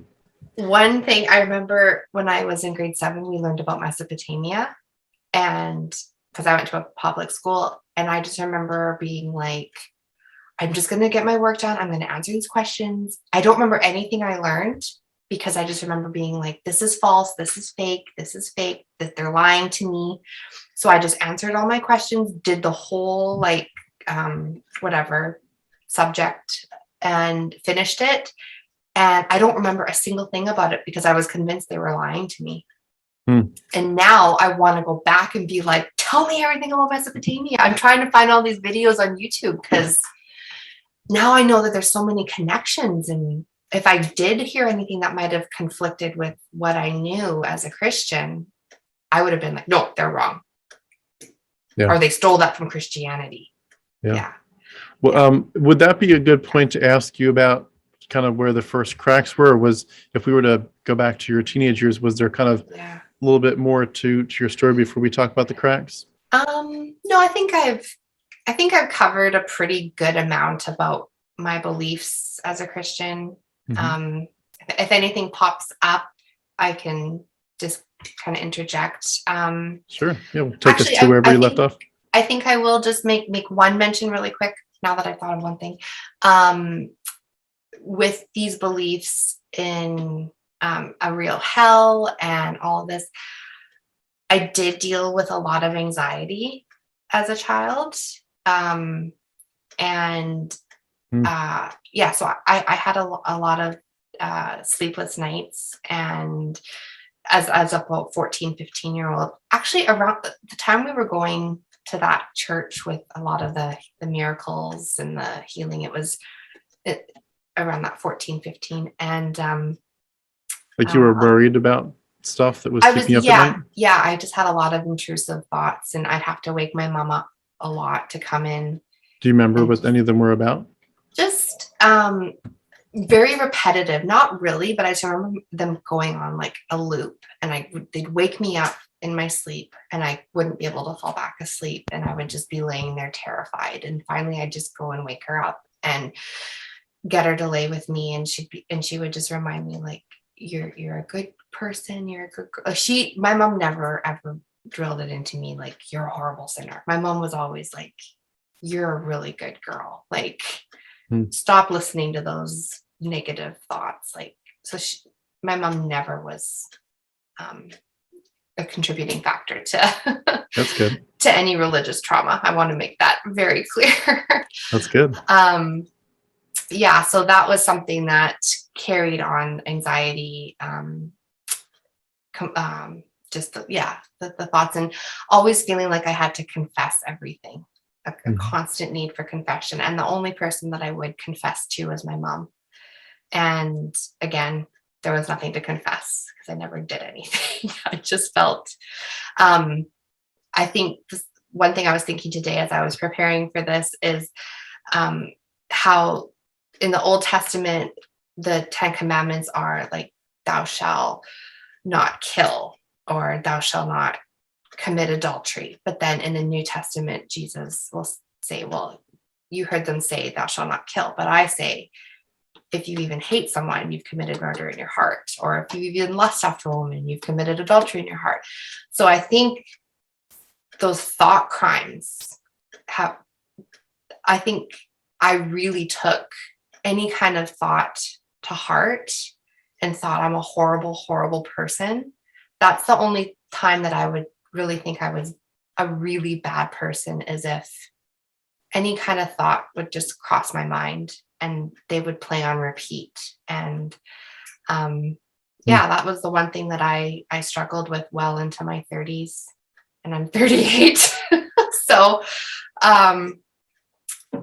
religion played the biggest role in it. And I was constantly looking for what door did I open? And in Christianese, basically, what spiritual door did I allow to be opened in my life where I could let the demonic in? What show did I watch?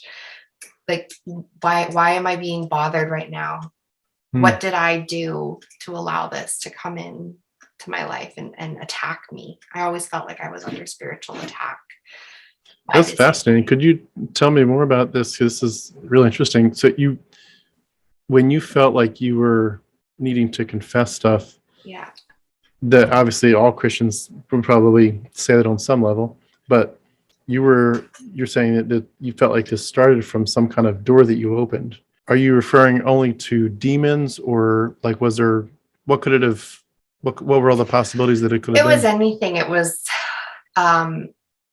anything as little as, did I buy something that's in my house that something could have come in with what I purchased? Do I have a book in here that shouldn't be in here? Do I have, did I watch a show that maybe I shouldn't have watched, or a movie that I allowed on, or just anything like that? Even something ridiculous as if I lent my clothes to someone, did they come back with something from that person being demonic? Like that's how infiltrated the whole spirit realm was from the time I was little to just not that long ago, 4 years ago, 5 years ago. I would have said the same thing about something like a Ouija board. Oh yeah, I never did those. So I'm just opening that a bit. I never did those because that to me was like, oh, you are 100%. Yeah. Yeah. No, I never read my horoscope. I was just, like I said, I never did anything wrong, but I was so hard on myself that I just thought any little thing so when you say that, and I feel bad, hearing that story, it's heartbreaking, although I do, resonate with some of it. When you look back on it now, it seems like from a 1,000-foot view that it kind of stole some of your childhood. Yeah. How did you deal with that now? Like, how do you see it? I feel bad. I feel bad for myself. I'm thankful that I had my mom because I could talk to her and she felt like the only person that I could be like 100% myself with. And she just loved me. And and not just my childhood, like it went into my adulthood and even most of my married life. Like I wouldn't even, my husband knew like I would call my mom at the most random times and I would just go hide in the bathroom and he wouldn't bother me. But I wasn't even fully open with him because I didn't want him to know. I just was like, he's not going to understand. And I couldn't tell him. She was the only person that I could really open up to. And, but as a small child, yeah. And even in my 20s and stuff, a lot of it is like, it was a good, happy time, but then there's times where it just feels very like, I think back to it and I'm like, oh man, I felt like crap then. Like, and it was just in my head. Like, yeah. And now I know it's all to do with religion and just the way I was raised. And when I say raised, it wasn't my mom. It was just being in the church. And I took everything so seriously. And I kind of just, I wanted to follow it all to a T. So yeah.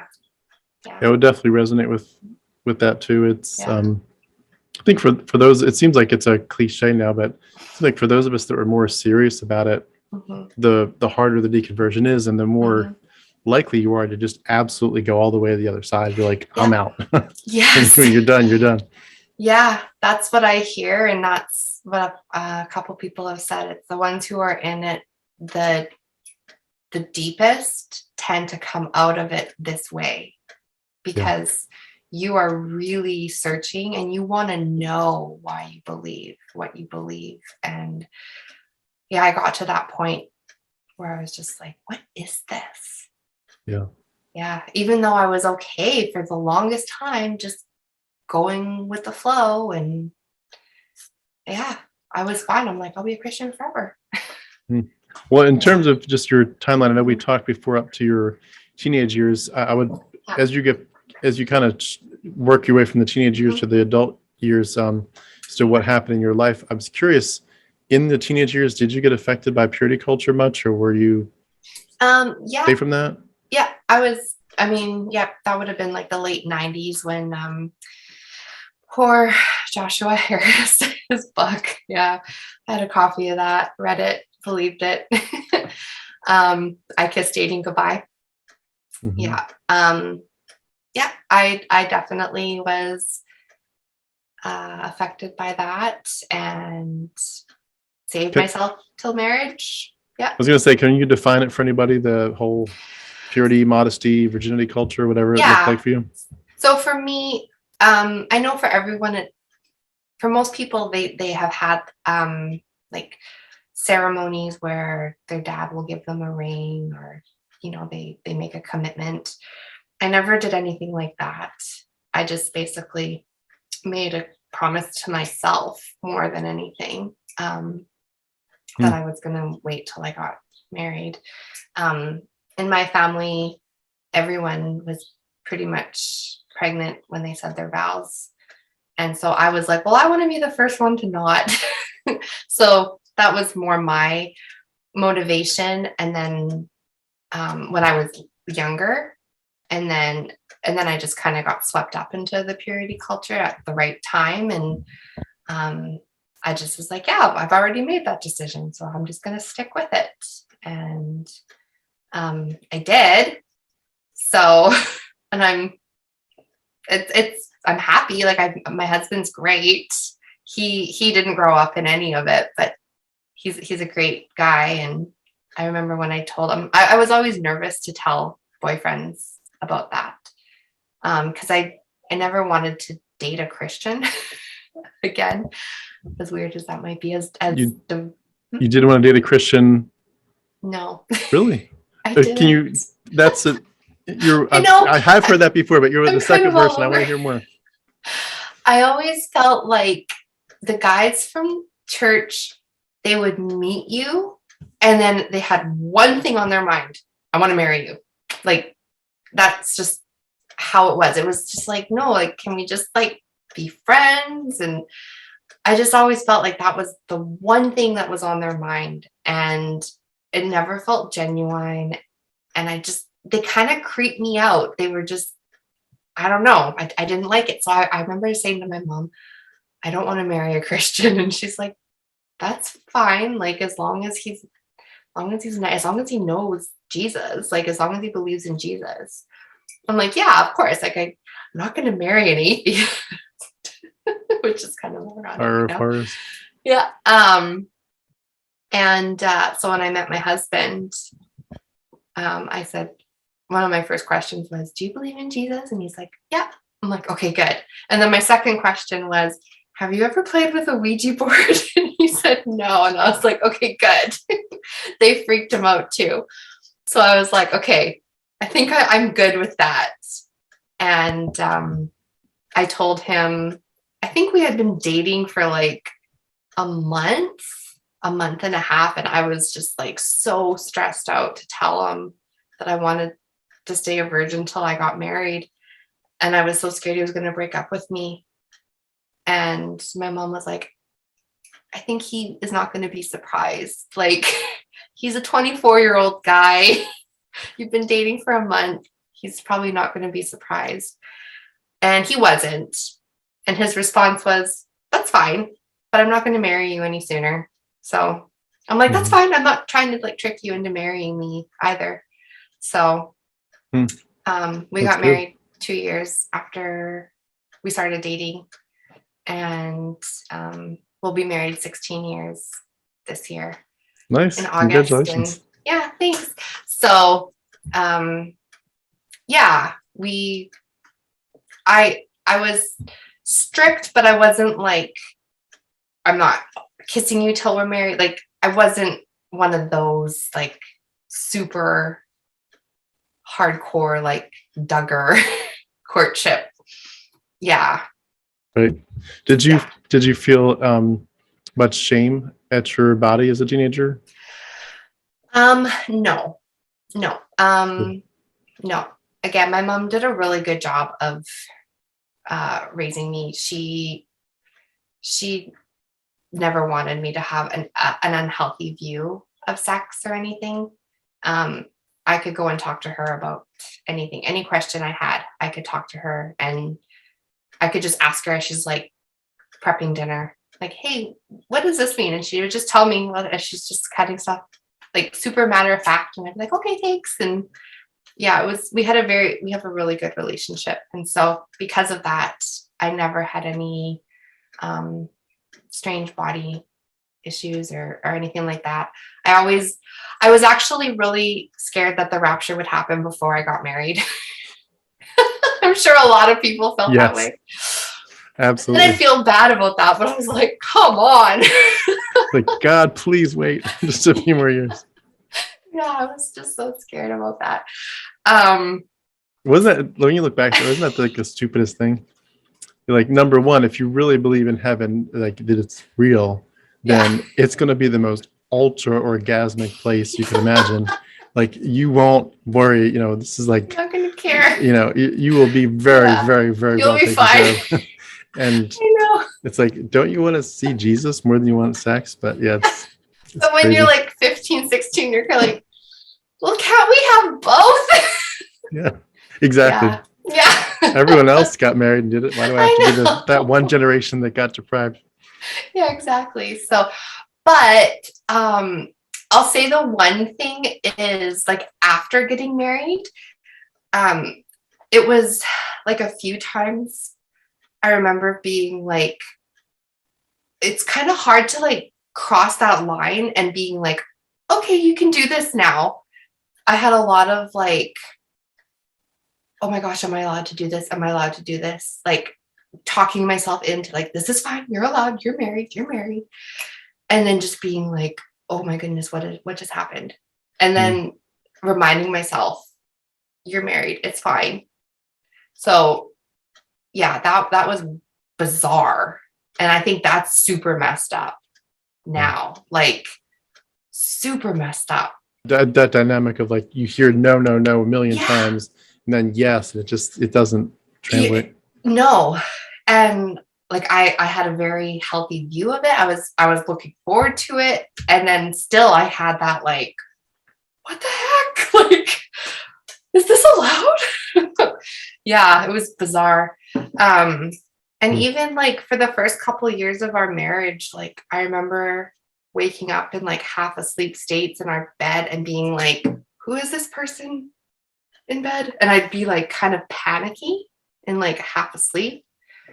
And that was bizarre too. That stopped, but that took about 4 or 5 years of being married to just be like, who is this person? Yeah, so psychological things, yeah. Looking back on it now, do you think you would have had a healthier experience by living together first? Um, I don't know. Well, maybe maybe. Because I remember even at times, like, I mean, I'm very much a mommy's girl even still, but I just remember at times being like, I just want to, I don't know if I want to go there. Like, I don't know if I want to go home yet. I want to stay here being my mom's house, right?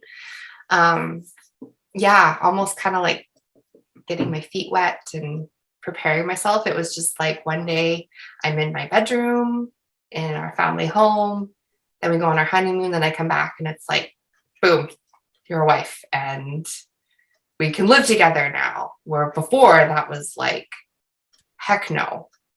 Like, yeah. Yeah, it is. It's such a weird transition. It's so weird. Yeah. So weird.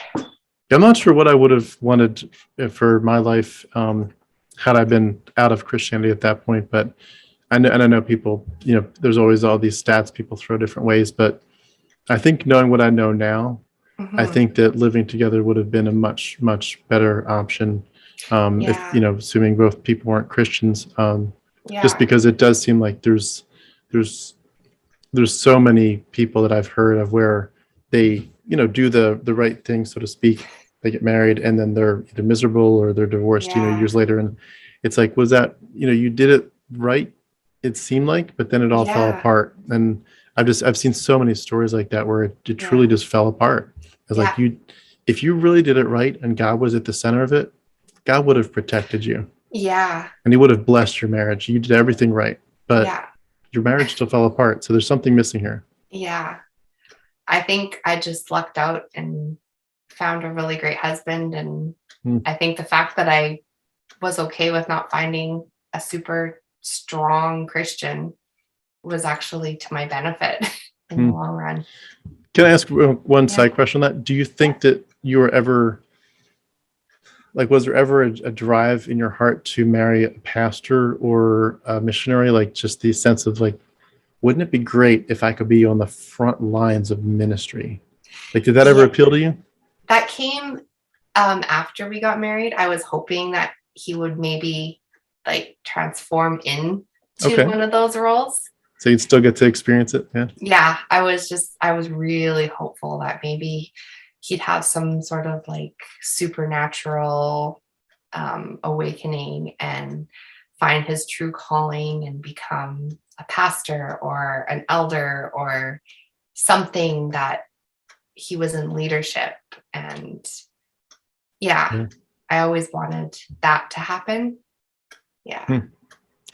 In terms of your stage between teenage years and adulthood, was there any other major kind of pivotal events, that happened in terms of solidifying your faith? I think you mentioned Calvinism. Yeah. So, no, that pretty much is a good segue into the next portion. Is so in 2019, how I got into Calvinism is I watched a documentary. I don't know if you've probably heard of it, American Gospel. I actually have not, but now, Oh, you now I'm haven't? intrigued. I need to. Oh, okay. It's a Christian documentary. Yeah. If it made that much of a difference to you, I need to watch it. So, but no, I've not heard of it before. Oh, okay. I'm surprised, but I'm just going to close the door. 1 second, Sure. okay? Take your time.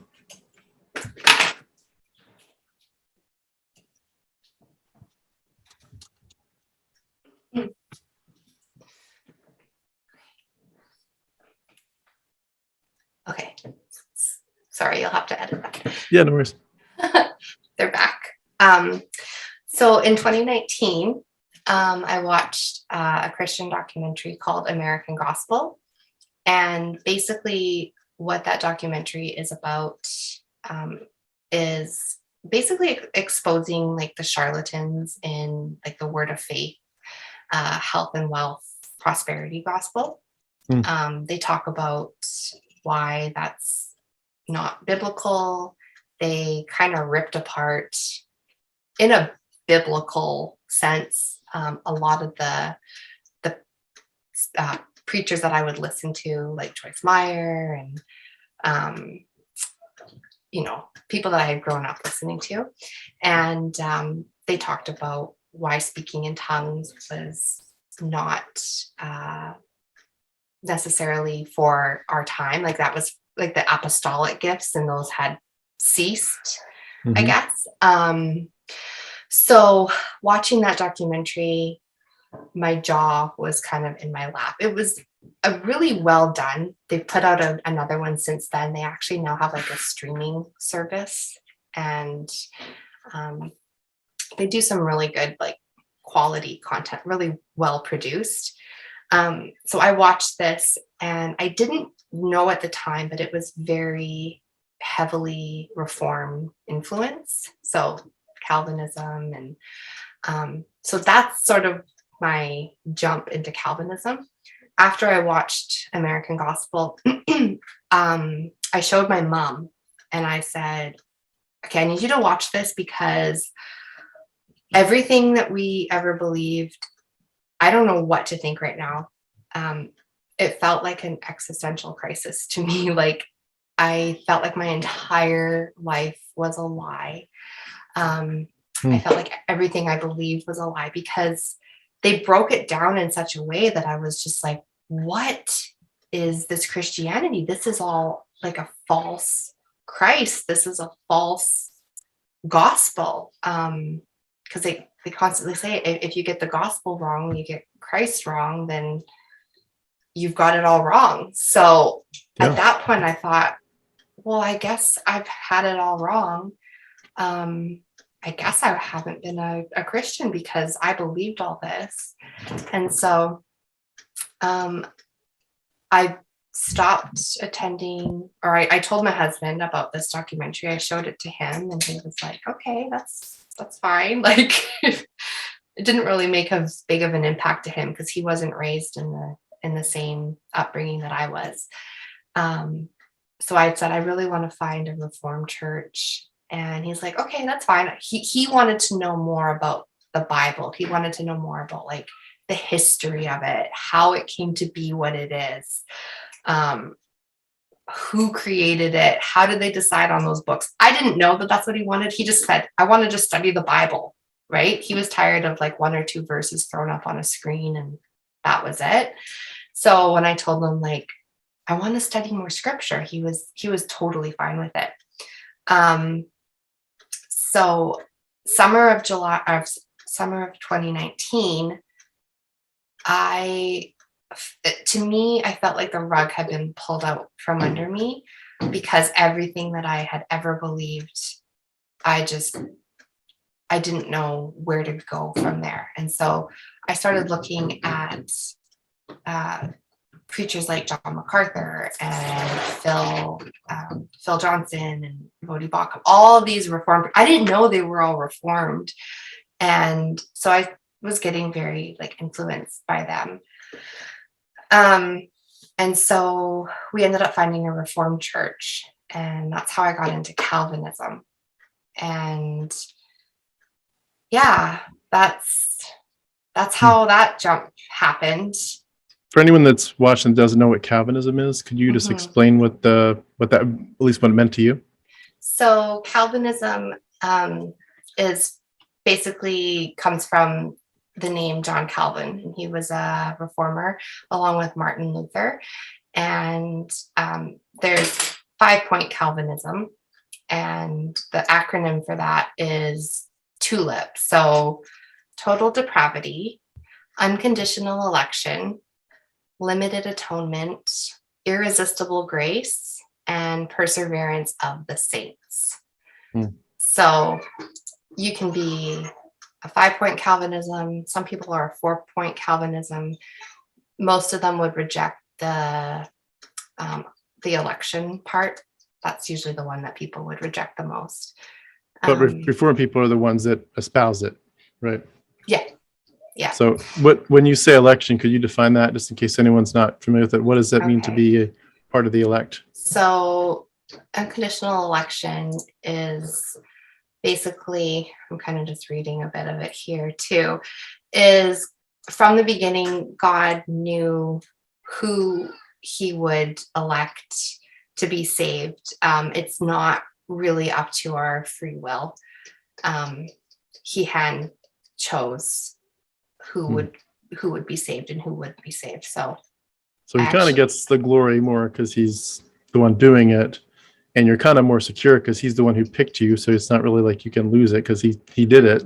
Yeah. Exactly. So it's kind of like and it's also a hope obviously that if he did it, he's going to bring you to glory. You saying you got into that? Was there a bit of a shock to your system when you got into it, realizing that all the time you thought you were chasing God, it was only because he had actually picked you in the first place? I thought it was beautiful. I thought, oh my goodness, even when I was lost in what I thought was Christianity and when I thought I was truly saved, God, you still had your hand on me and you grasped me out of it. Because there was even a sermon about that I heard John MacArthur even talk about, that there's people who are caught up in these movements and right now, and God will get them out. And I was like, that was me. Like, so I just felt so honored, and I believed it. Like, again, I guess I was just very gullible. I don't know. But again, it was beautiful. I thought it was all so beautiful. It was, I didn't see it as how I see it now.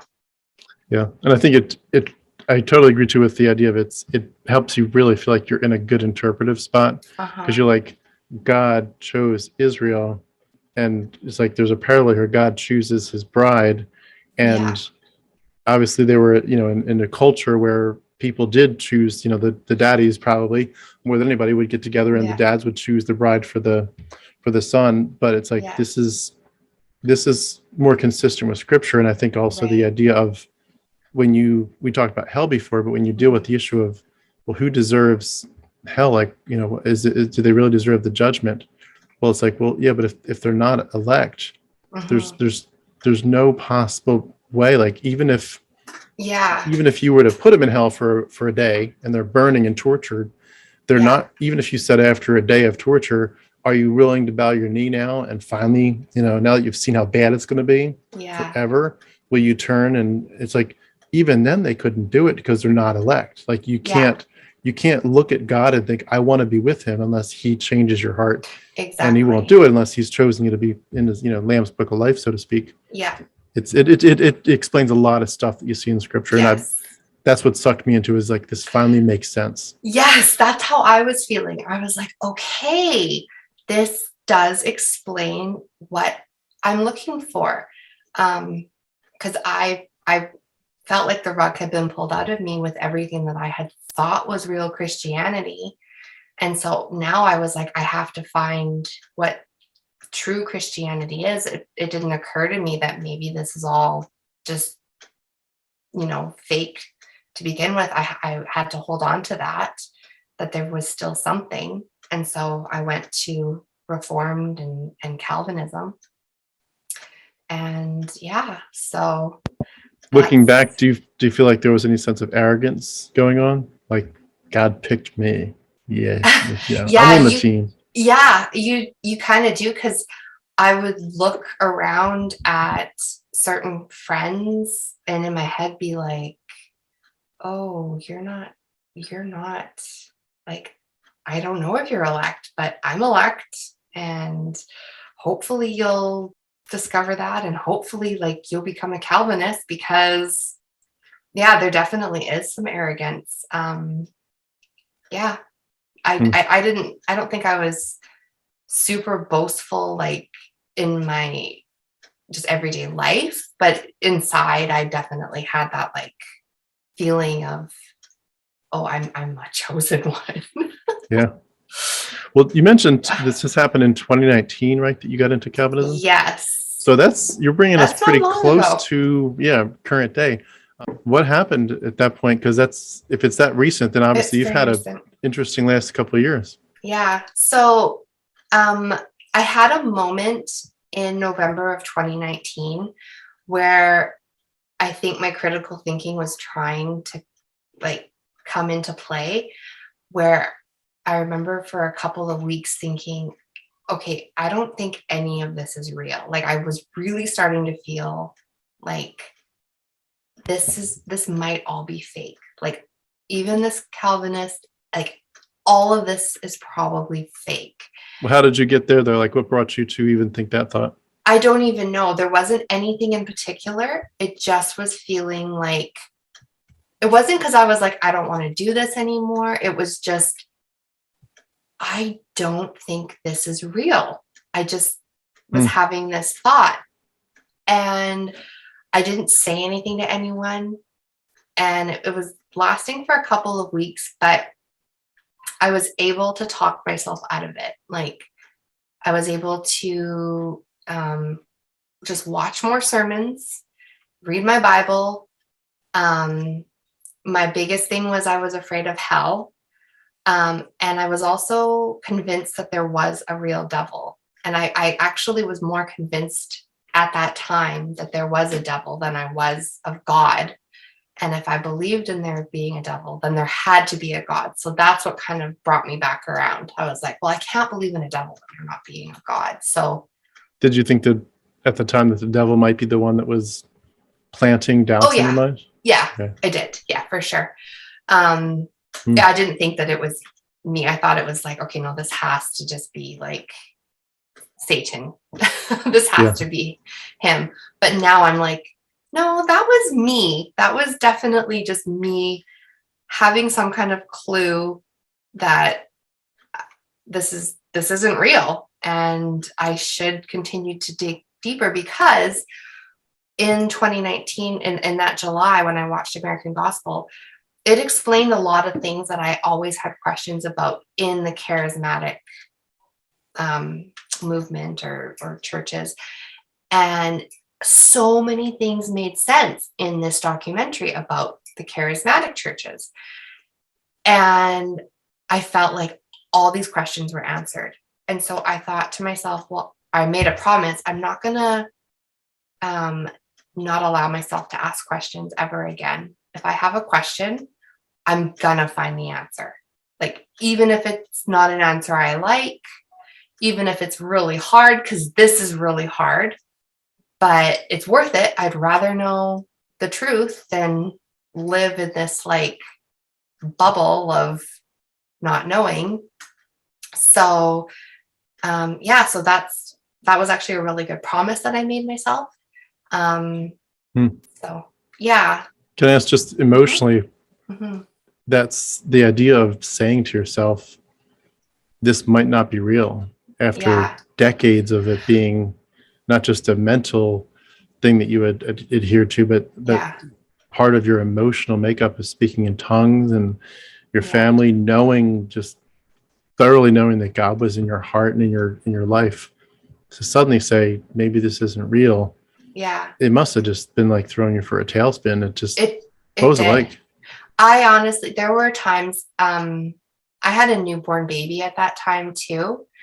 And so, but even though I wasn't sleeping at night very well, I was still getting up in the morning and just like reading as much as I could about the charismatic movement. And I just wanted to know more. That's just how I am. Like, I want to know more about everything and why I'm believe something. And I'd find something out, and I remember just like at times standing in my kitchen and being like, I feel like I'm going to faint, and have to like find my way to the couch because it felt like the room was spinning. And it wasn't from lack of sleep. It was just, what the actual heck? And that was just from stuff like speaking in tongues and prophecy and spiritual warfare, stuff like that.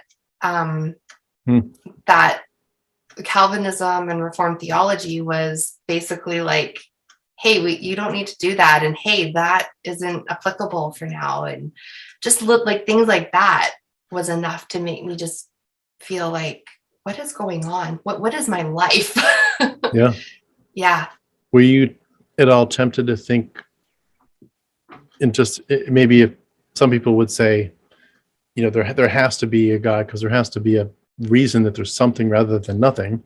There has to be some starting point. There obviously is beautiful designs and mathematics throughout the universe. There has to be a designer if there's a design. Yeah.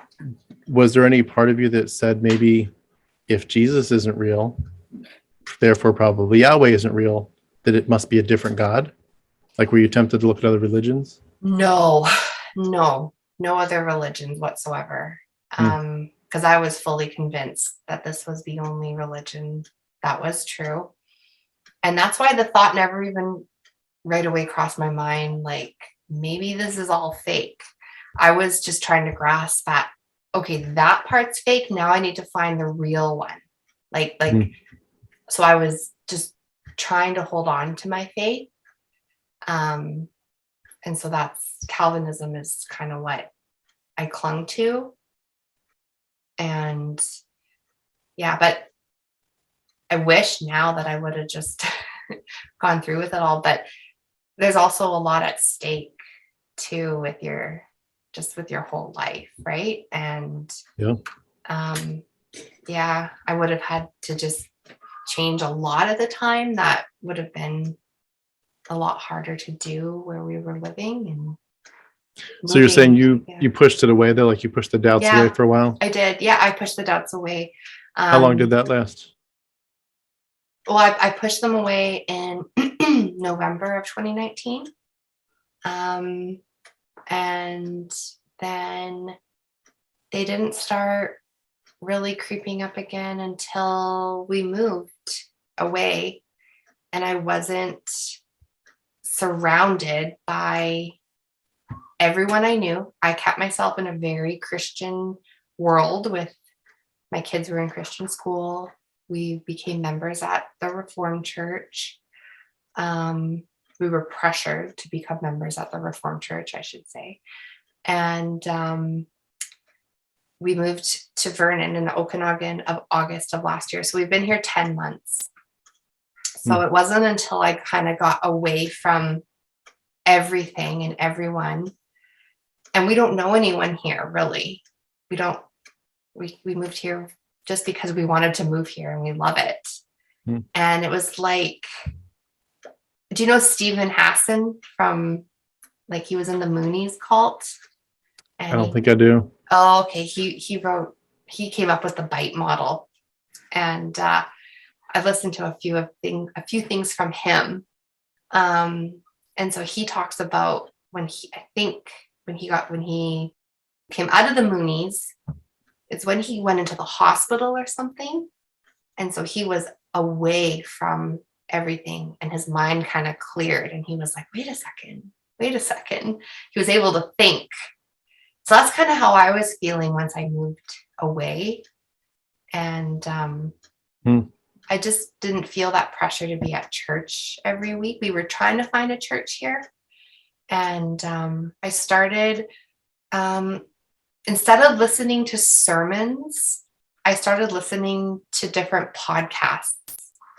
And those were just kind of making me think more about the different connections in religion. And one that got me started was listening to a podcast on like multi-level marketing and seeing how connected that is to religion. And which I've known, I've thought that, and just cults in general. And I've always kind of been fascinated with cults and how people get into cults. And I've always wondered, like, how they get into them. And I've always been scared of being in a cult because people who are in them don't know they're in them. So I started listening to tons of podcasts just about multi-level marketing, podcasts on cults. And I was just like, okay, my wheels were turning a bit more. Then there's no like real set moment necessarily. There was like a bunch of things that kind of came into play. And one of them was in October, maybe September, October. I was really seeing how like Christians were responding to like COVID and stuff.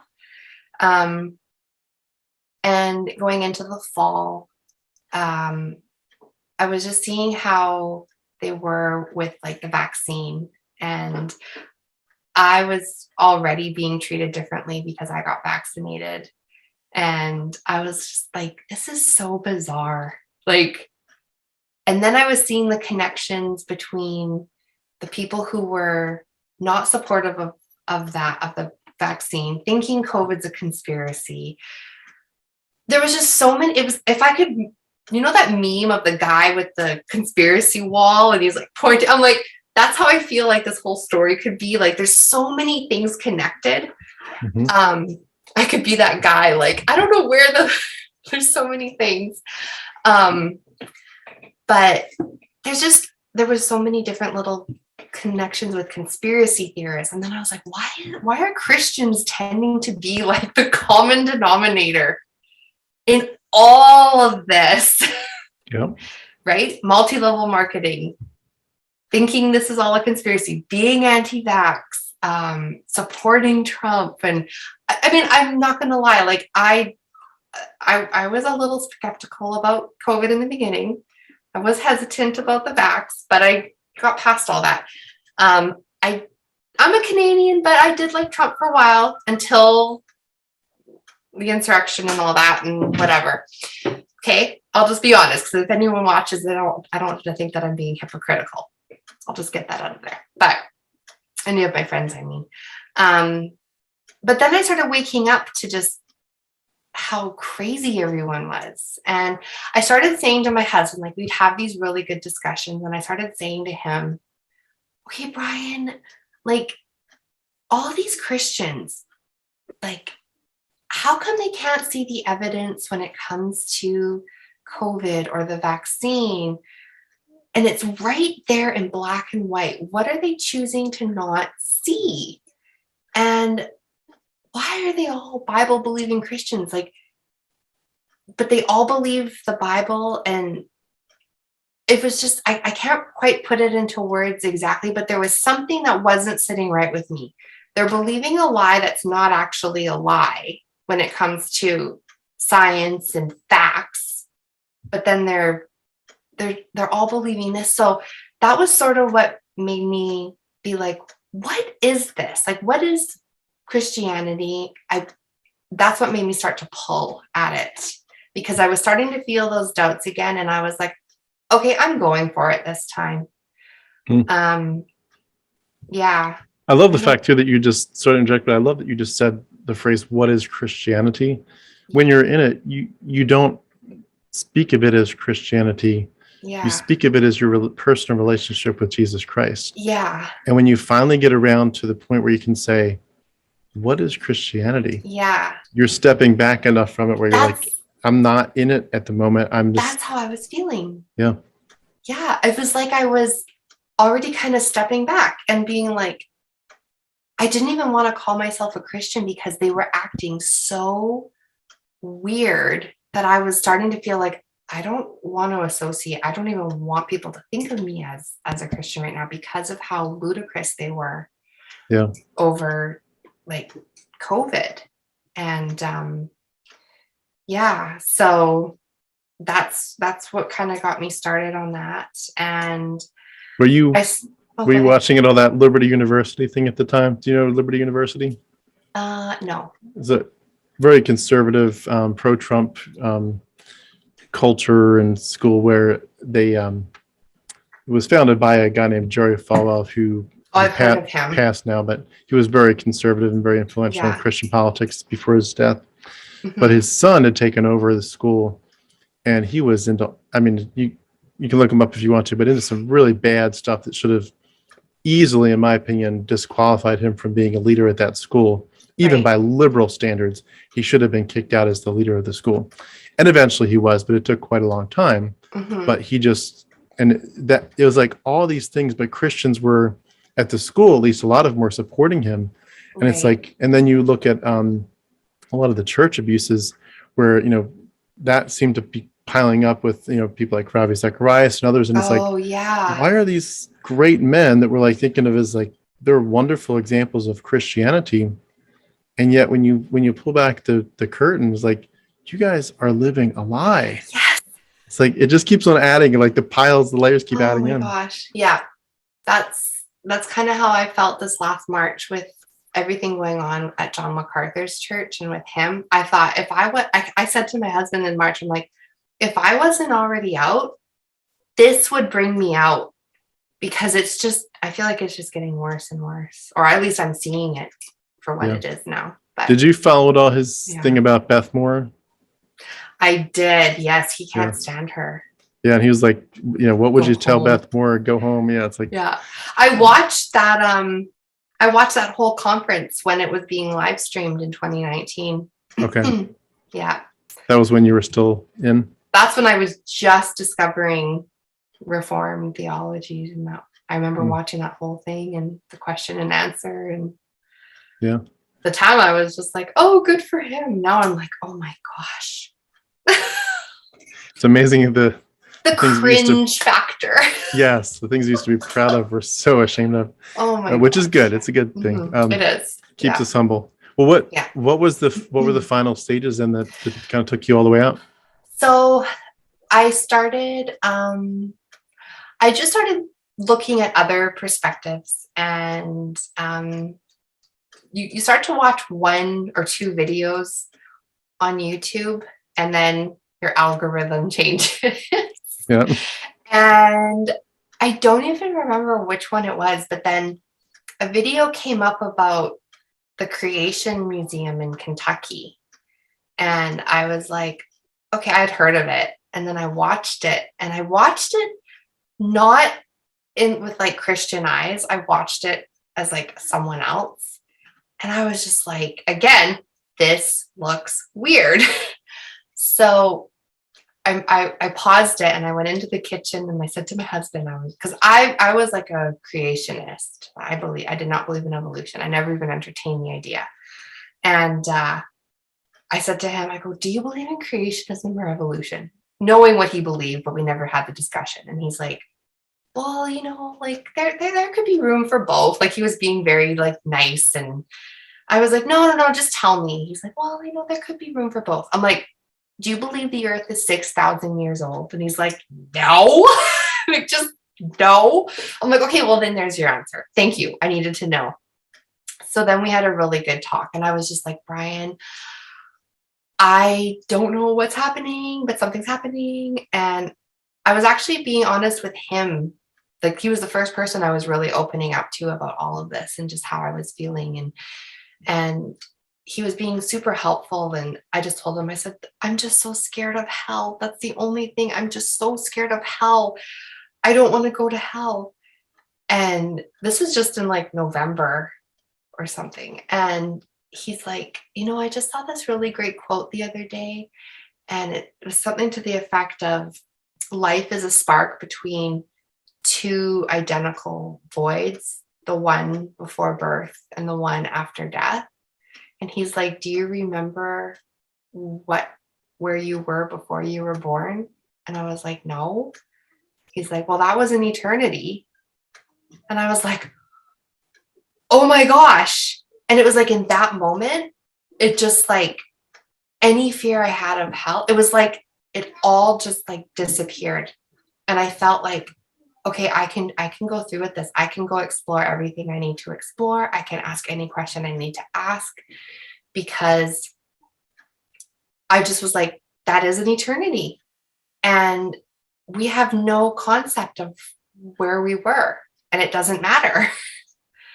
So it was actually like a really great conversation. All he did was come upstairs to heat up his coffee at like 8 a.m. And we had this like crazy conversation. And I just felt like, okay, I can start to do this quietly. Like I didn't, make it known to anyone. I just did it on the side. And then from there, I started just reading little things online.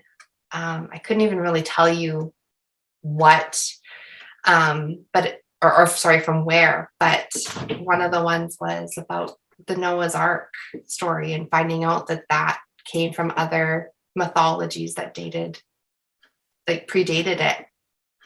And that was a huge realization. And from there, I think I was kind of like, I'm out. But I didn't just like stop. I was out, but I continued to dig. Like I still am. I listen every single day to podcasts, and I'm reading, and I need to know more. But I was out in December, and of 2021. of 2021. And we went on a little 3-day vacation with our kids. And one evening, my husband took the boys skiing, and he came back into the condo we were renting. And I said, I think I need to tell you something. And he's like, okay. And I was like, I've never said these words before in my life, but I just need to say it. I kind of need to know how it feels, but I don't think I believe in God. And as soon as I said it, it just felt like the most natural thing. And it just felt like such a weight had been lifted. And he's like, okay. He goes, I don't think you're wrong, but okay. And I just felt elated. I thought, is this how you should be feeling? Like 38 years? And I should be this happy? It was bizarre. And I feel like that's when I had a born again experience. Like I saw life for the first time, and it's been incredible. And so I feel like learning everything I learned in 2019, coming to this next phase was just the next natural step. It's almost like that part prepared me for this. It didn't all come crumbling down like in one instant. It was like a natural progression, even though I kind of went into like a more like tougher form of Christianity, but I didn't necessarily get stricter. I just was like, okay, like this sounds right. Hmm. Yeah. I love the description you gave there, and it's such a beautiful thing. But you're absolutely right in saying it's just such an amazing process and an outcome that's so beautiful. And I think the feeling that you're describing, and I would ditto it very much. And mine was much shorter. Like I did all my research, and I'm just like I kept on, I guess, hoping that I would find the answer that would like undo the stuff that was, where the cracks in the wall were forming.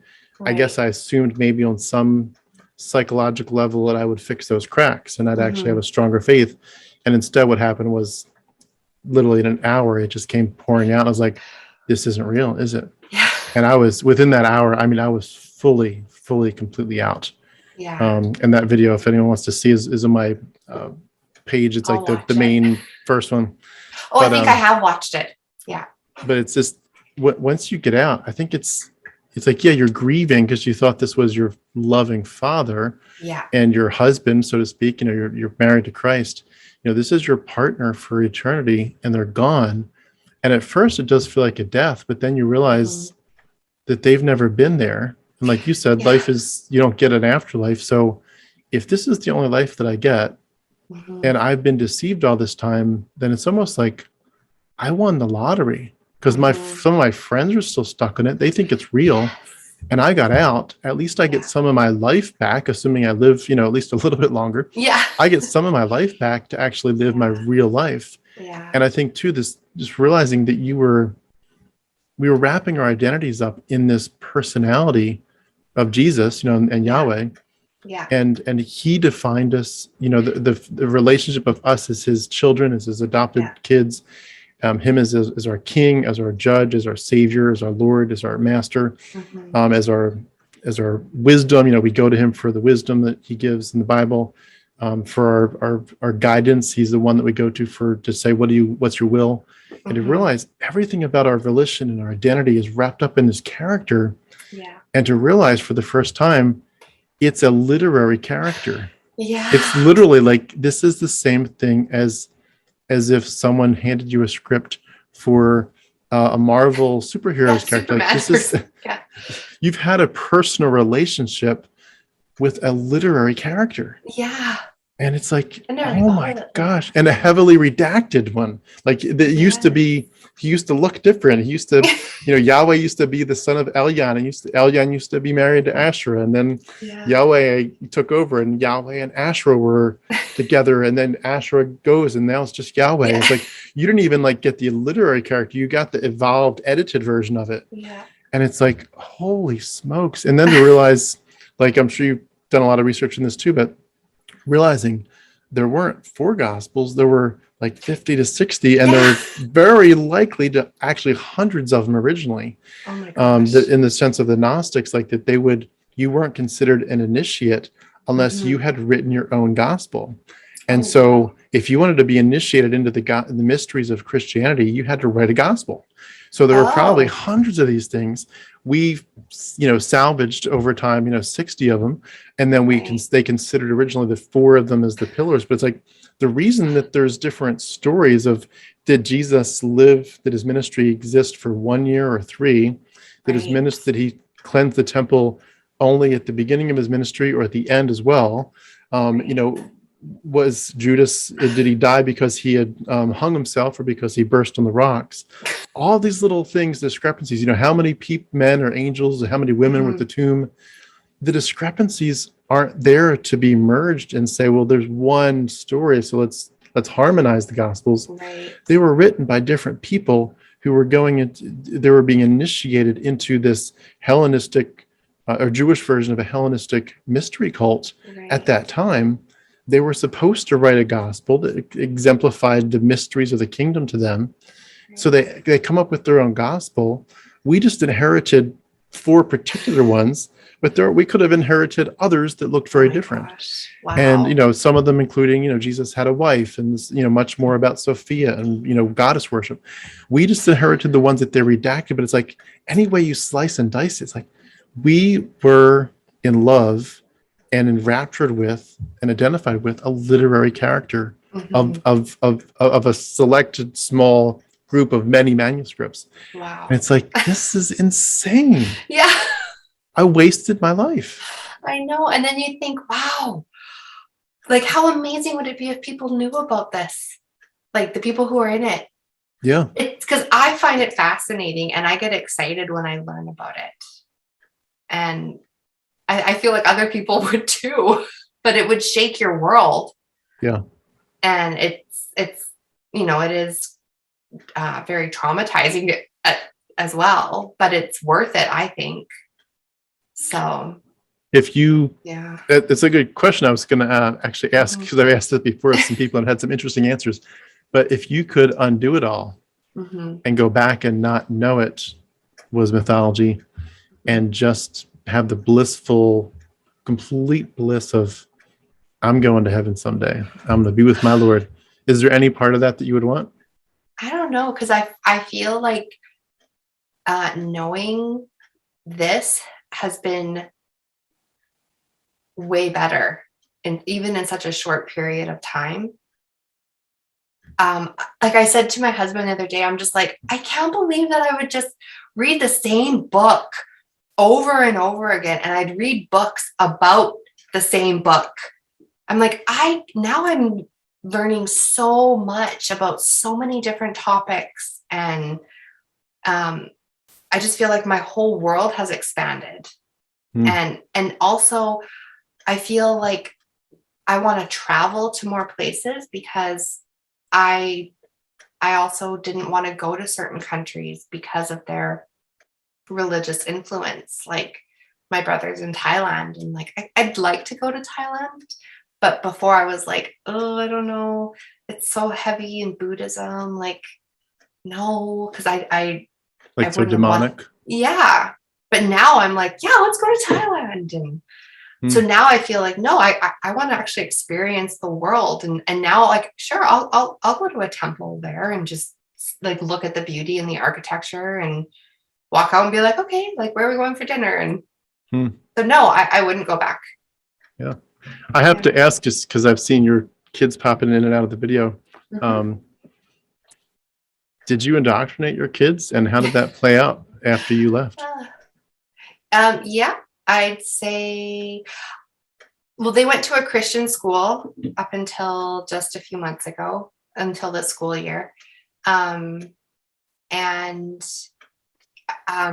when things were changing, like within like my views and stuff, my oldest was sort of picking up on something, and he was asking her, are we still Christian?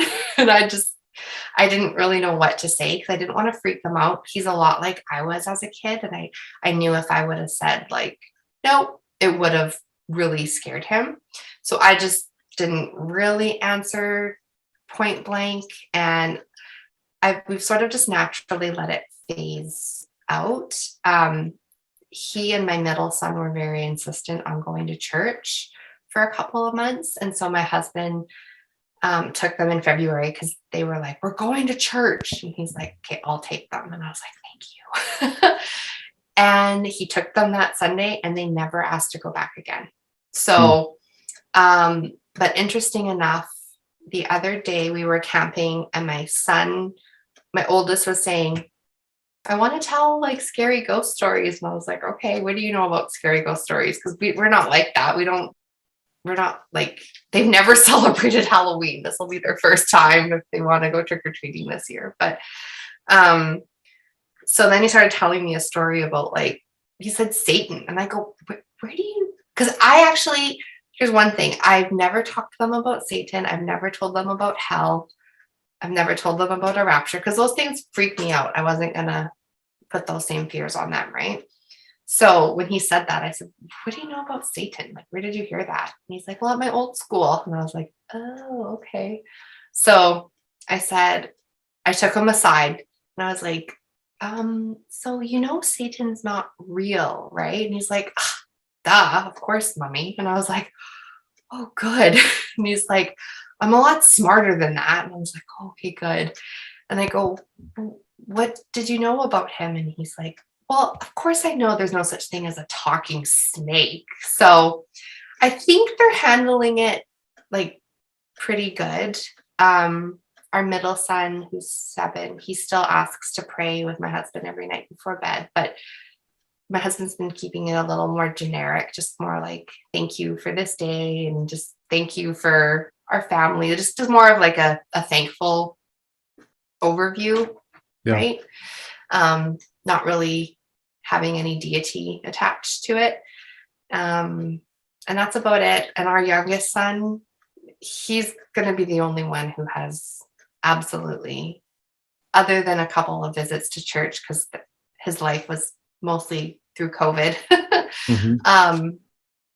he's going to have no upbringing in church whatsoever. And that's amazing. And it's also super weird to even hear myself say that, you know?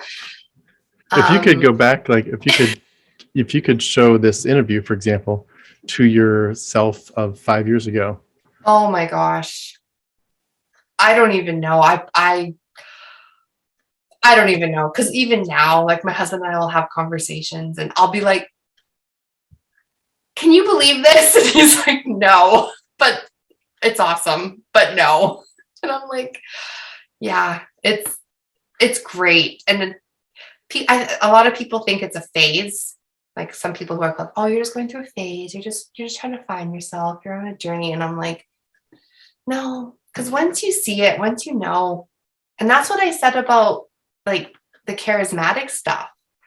That wasn't a phase. I didn't go back to that. I'm not rushing back that way. I was like, no, once you see how fake it is, you know. So it's the same with this. I'm not rushing back to fake charismania. I'm not rushing back. And I'm happy. I've never been happier. So Yeah, I would say ditto to that. I want to get into my last big question here in a second, but just to comment on that,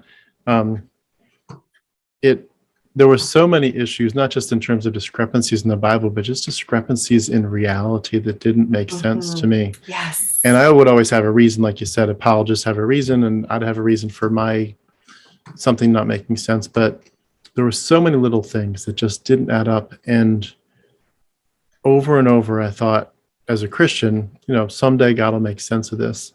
Yes. And then once you escape, you're like, there was no way for it to ever make sense. I mean, I could have kept on making up silly answers to it, but there was no way for this to actually logically, rationally make sense, because it's not logical and rational, and it's not real.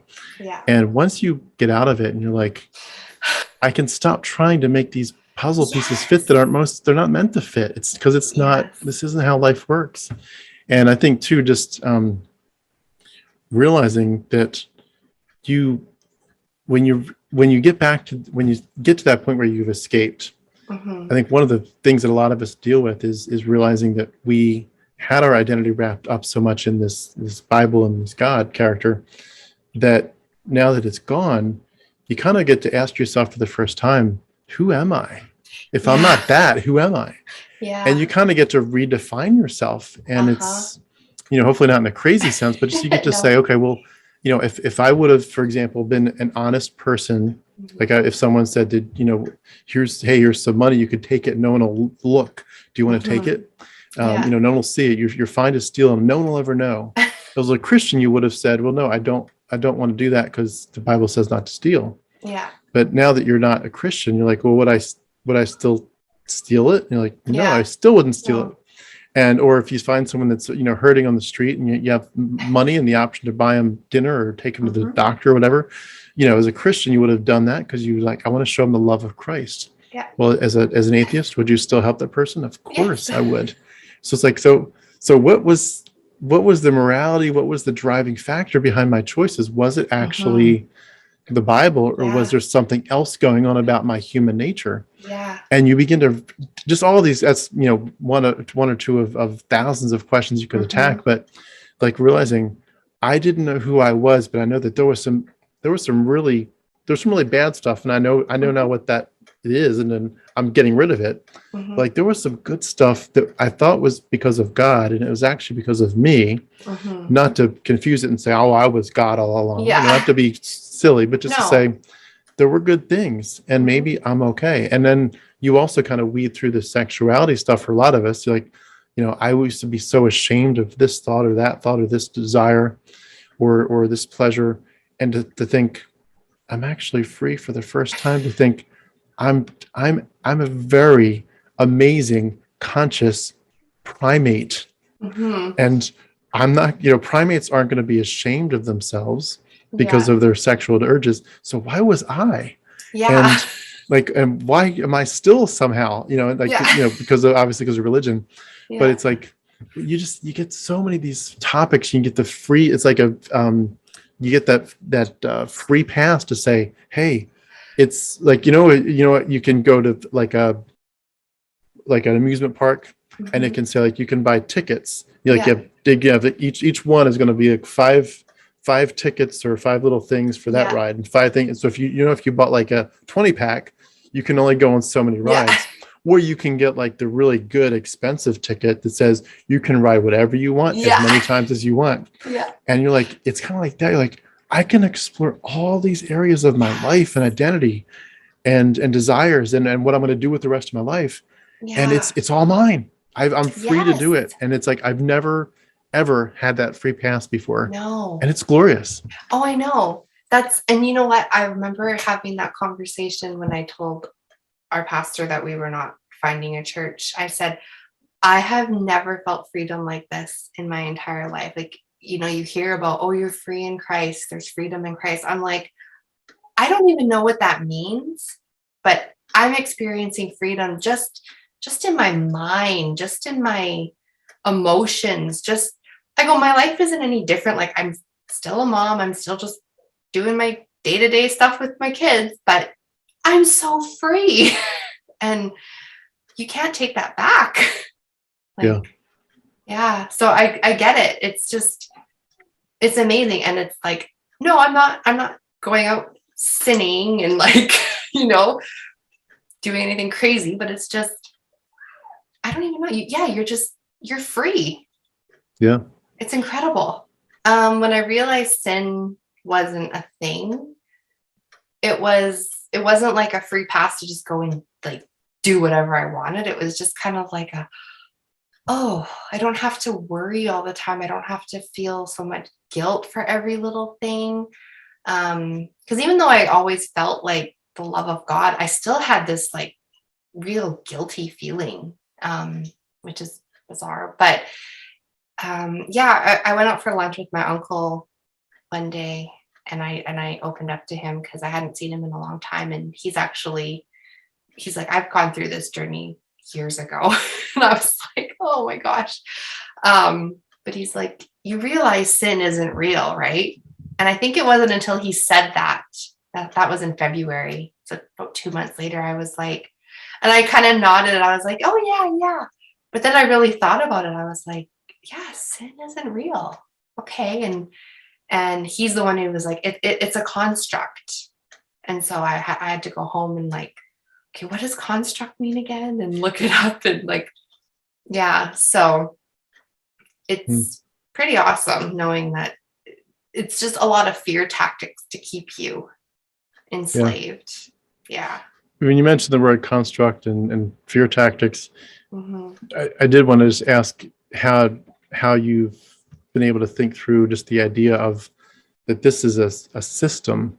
This is an institutionalized mythology, but it's got, the wheels and the motion of this machine is very much about fear, about control, certainly about patriarchy, but, getting people's money. But it's a societal means of control. And just like you could certainly look at authoritarian regimes like North Korea that, put people in their place at the end of a gun, so to speak. Christianity puts people in fear in their place at the end of the gun of hell. The fear of losing out of heaven or whatever, or even if you're a Christian and looking forward to heaven, the fear of not obeying God and getting your crown, your jewels in heaven, and you're being able to hear from God, well done, my good and faithful servant.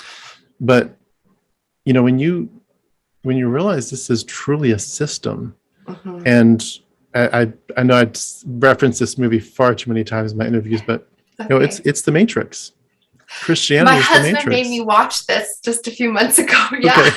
Yeah. In light of this kind of concept. Yes. He's like, you have to see that movie because I hadn't seen it. But yeah, Well, I get I it. mean, I know the Matrix is a mind job if you're not familiar, but like once you realize, watch it once or twice or Hmm. 12 times, and you realize what it's saying, Yeah. like, did it help you to process what Christianity was? It did. Yeah. I had to ask him a lot of questions because it was confusing, but I had heard a lot of references to the Matrix like over the years. So I kind of knew a little bit of what to expect. But yeah, it definitely is. And it's like, would you go back into the Matrix? And Which they even no. ask that character Yeah. Cypher. They ask Cypher, "Do you Yeah. want to go back?" And or he Yeah. tries to go back rather. Yeah.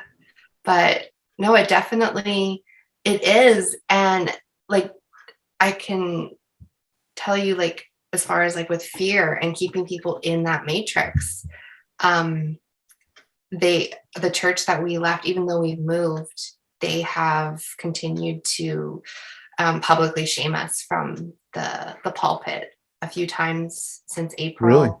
Yes, they've made special announcements specifically about us leaving and calling us out, making very formal statements, 5-6 minutes long about myself and Brian and Well, naming our children. this is exactly what my last question is going to be: is what has the Oh response yeah, been? What yeah. kind of statements are they making about you?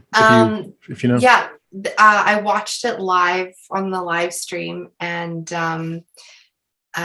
just that we have turned to evil, and that I specifically am mocking God, and just how unrighteous and blasphemous we are, and that we need prayer, and so I was watching to see if they would bring us up, and they have. And then the next week, they continued to pray for us, and it just made me feel sick because they're not really reaching out. Like nobody in the congregation is messaging me. One person did, and she was very kind, but nobody's reaching out. And so the next week, I was like, I'm not watching anymore. And I thought they can all live in their matrix. I'm going to go out with my family and enjoy a Sunday. Like, I feel like they're all just living in their make-believe world of we need to shame these people.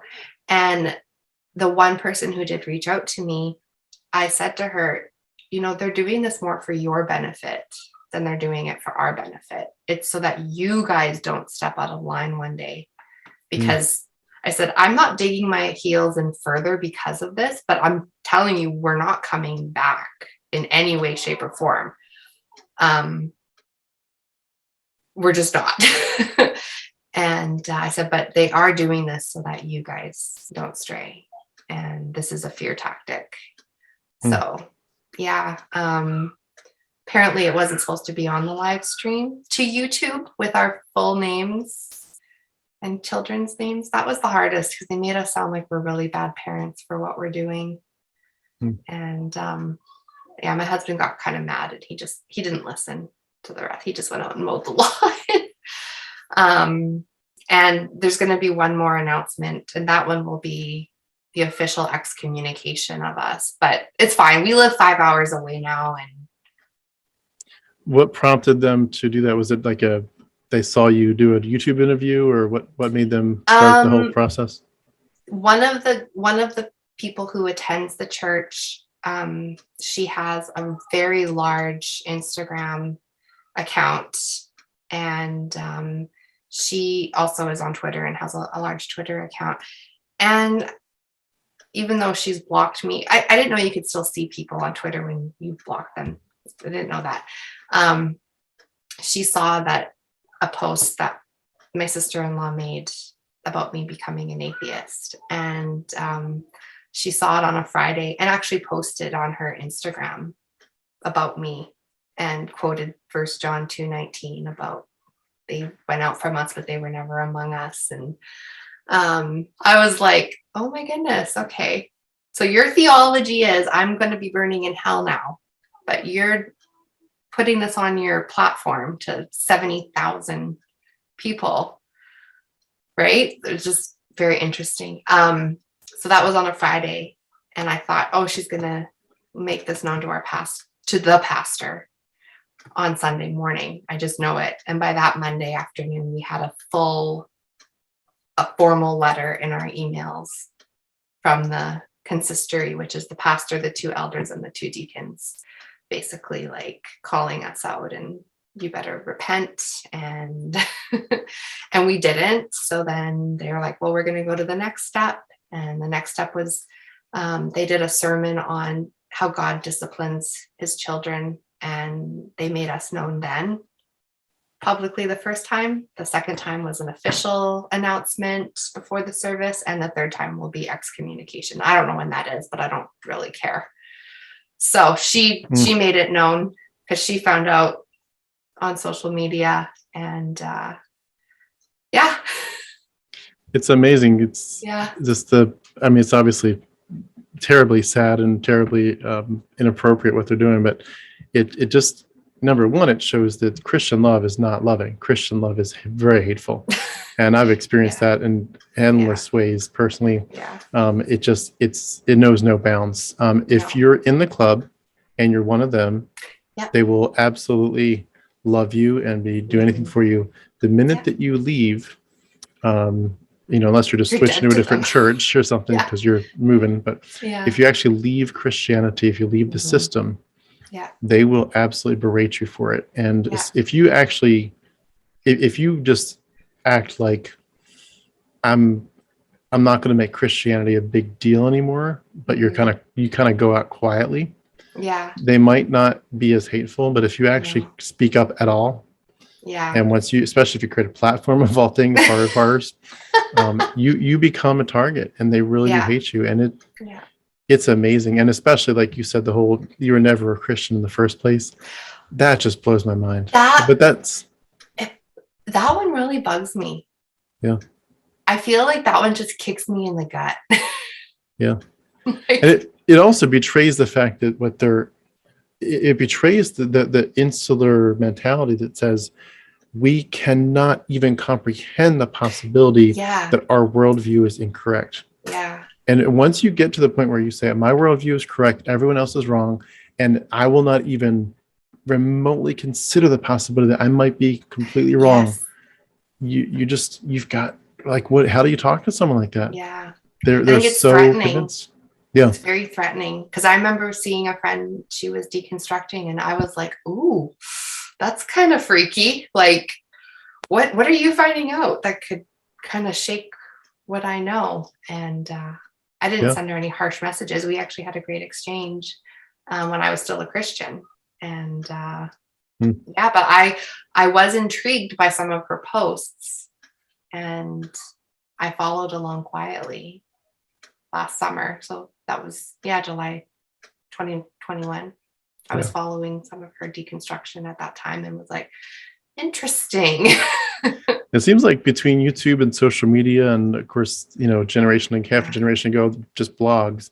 It seems like that's made a big difference in so much. I think just information is so accessible, and it's actually a really good thing. And it's not just like reading a little meme here and there. Like, there's some really quality content that's put out, like your channel, and even I know you like Derek from Myth Vision. Like, you guys, there's a lot of time and effort that gets put into these things. It's not just off the cuff. So I think too, the other side of it that I've really that didn't deconvert me, that maybe should have, but I appreciate, is the philosophical side of this.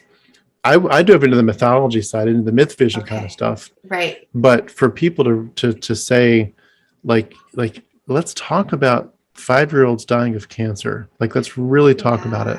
Yeah. Let's talk about, kids in churches being raped, and God could stop it, but he doesn't. Yeah. And then those kids not just have the memory, but now they actually go commit suicide. Like, your God could have stopped these things. Mm-hmm. And obviously a lot more philosophical things, world wars, and so many different things that you just think, this doesn't make sense. And also thinking about hell, infinite punishment for a finite crime. Yes. And it's like, it just keeps digging. You're like, you know what? Yeah.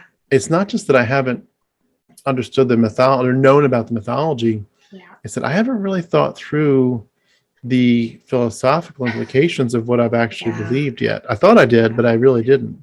Yeah. And then I think the last big straw to me too is just admitting to yourself, this is where you kind of started. Mm-hmm. This is some absurd stuff. Yeah. And I've said this before, and I'm sorry for sounding like a parrot or repeat, but like, I think I should have been able to look at some of the bare bones basics of Judaism and Christianity, and those should have been enough to deconvert me. For example, I think someone saying, we have a God and he wants you to cut off the end of your little boys' penises, that alone, I mean, if you said there's nothing else you need to talk, nothing else I'm going to tell you about mythology or philosophy, that alone should have been enough to say, wrong answer. I would think that in church, I'd be like, this is weird.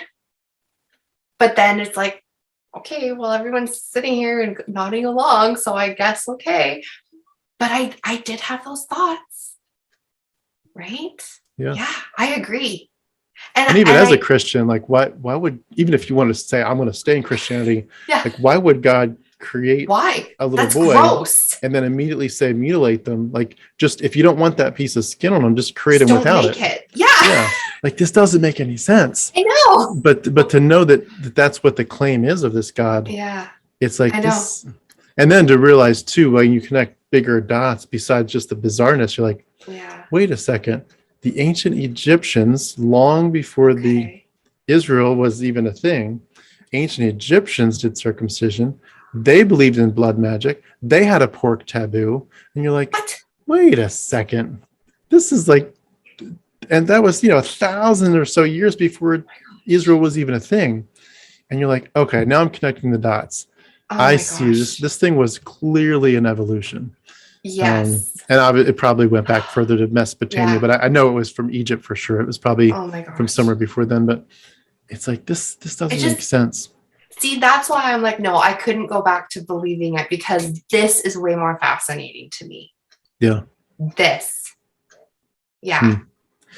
And I'm curious, in terms of this, and I'll make this part of my wrap up.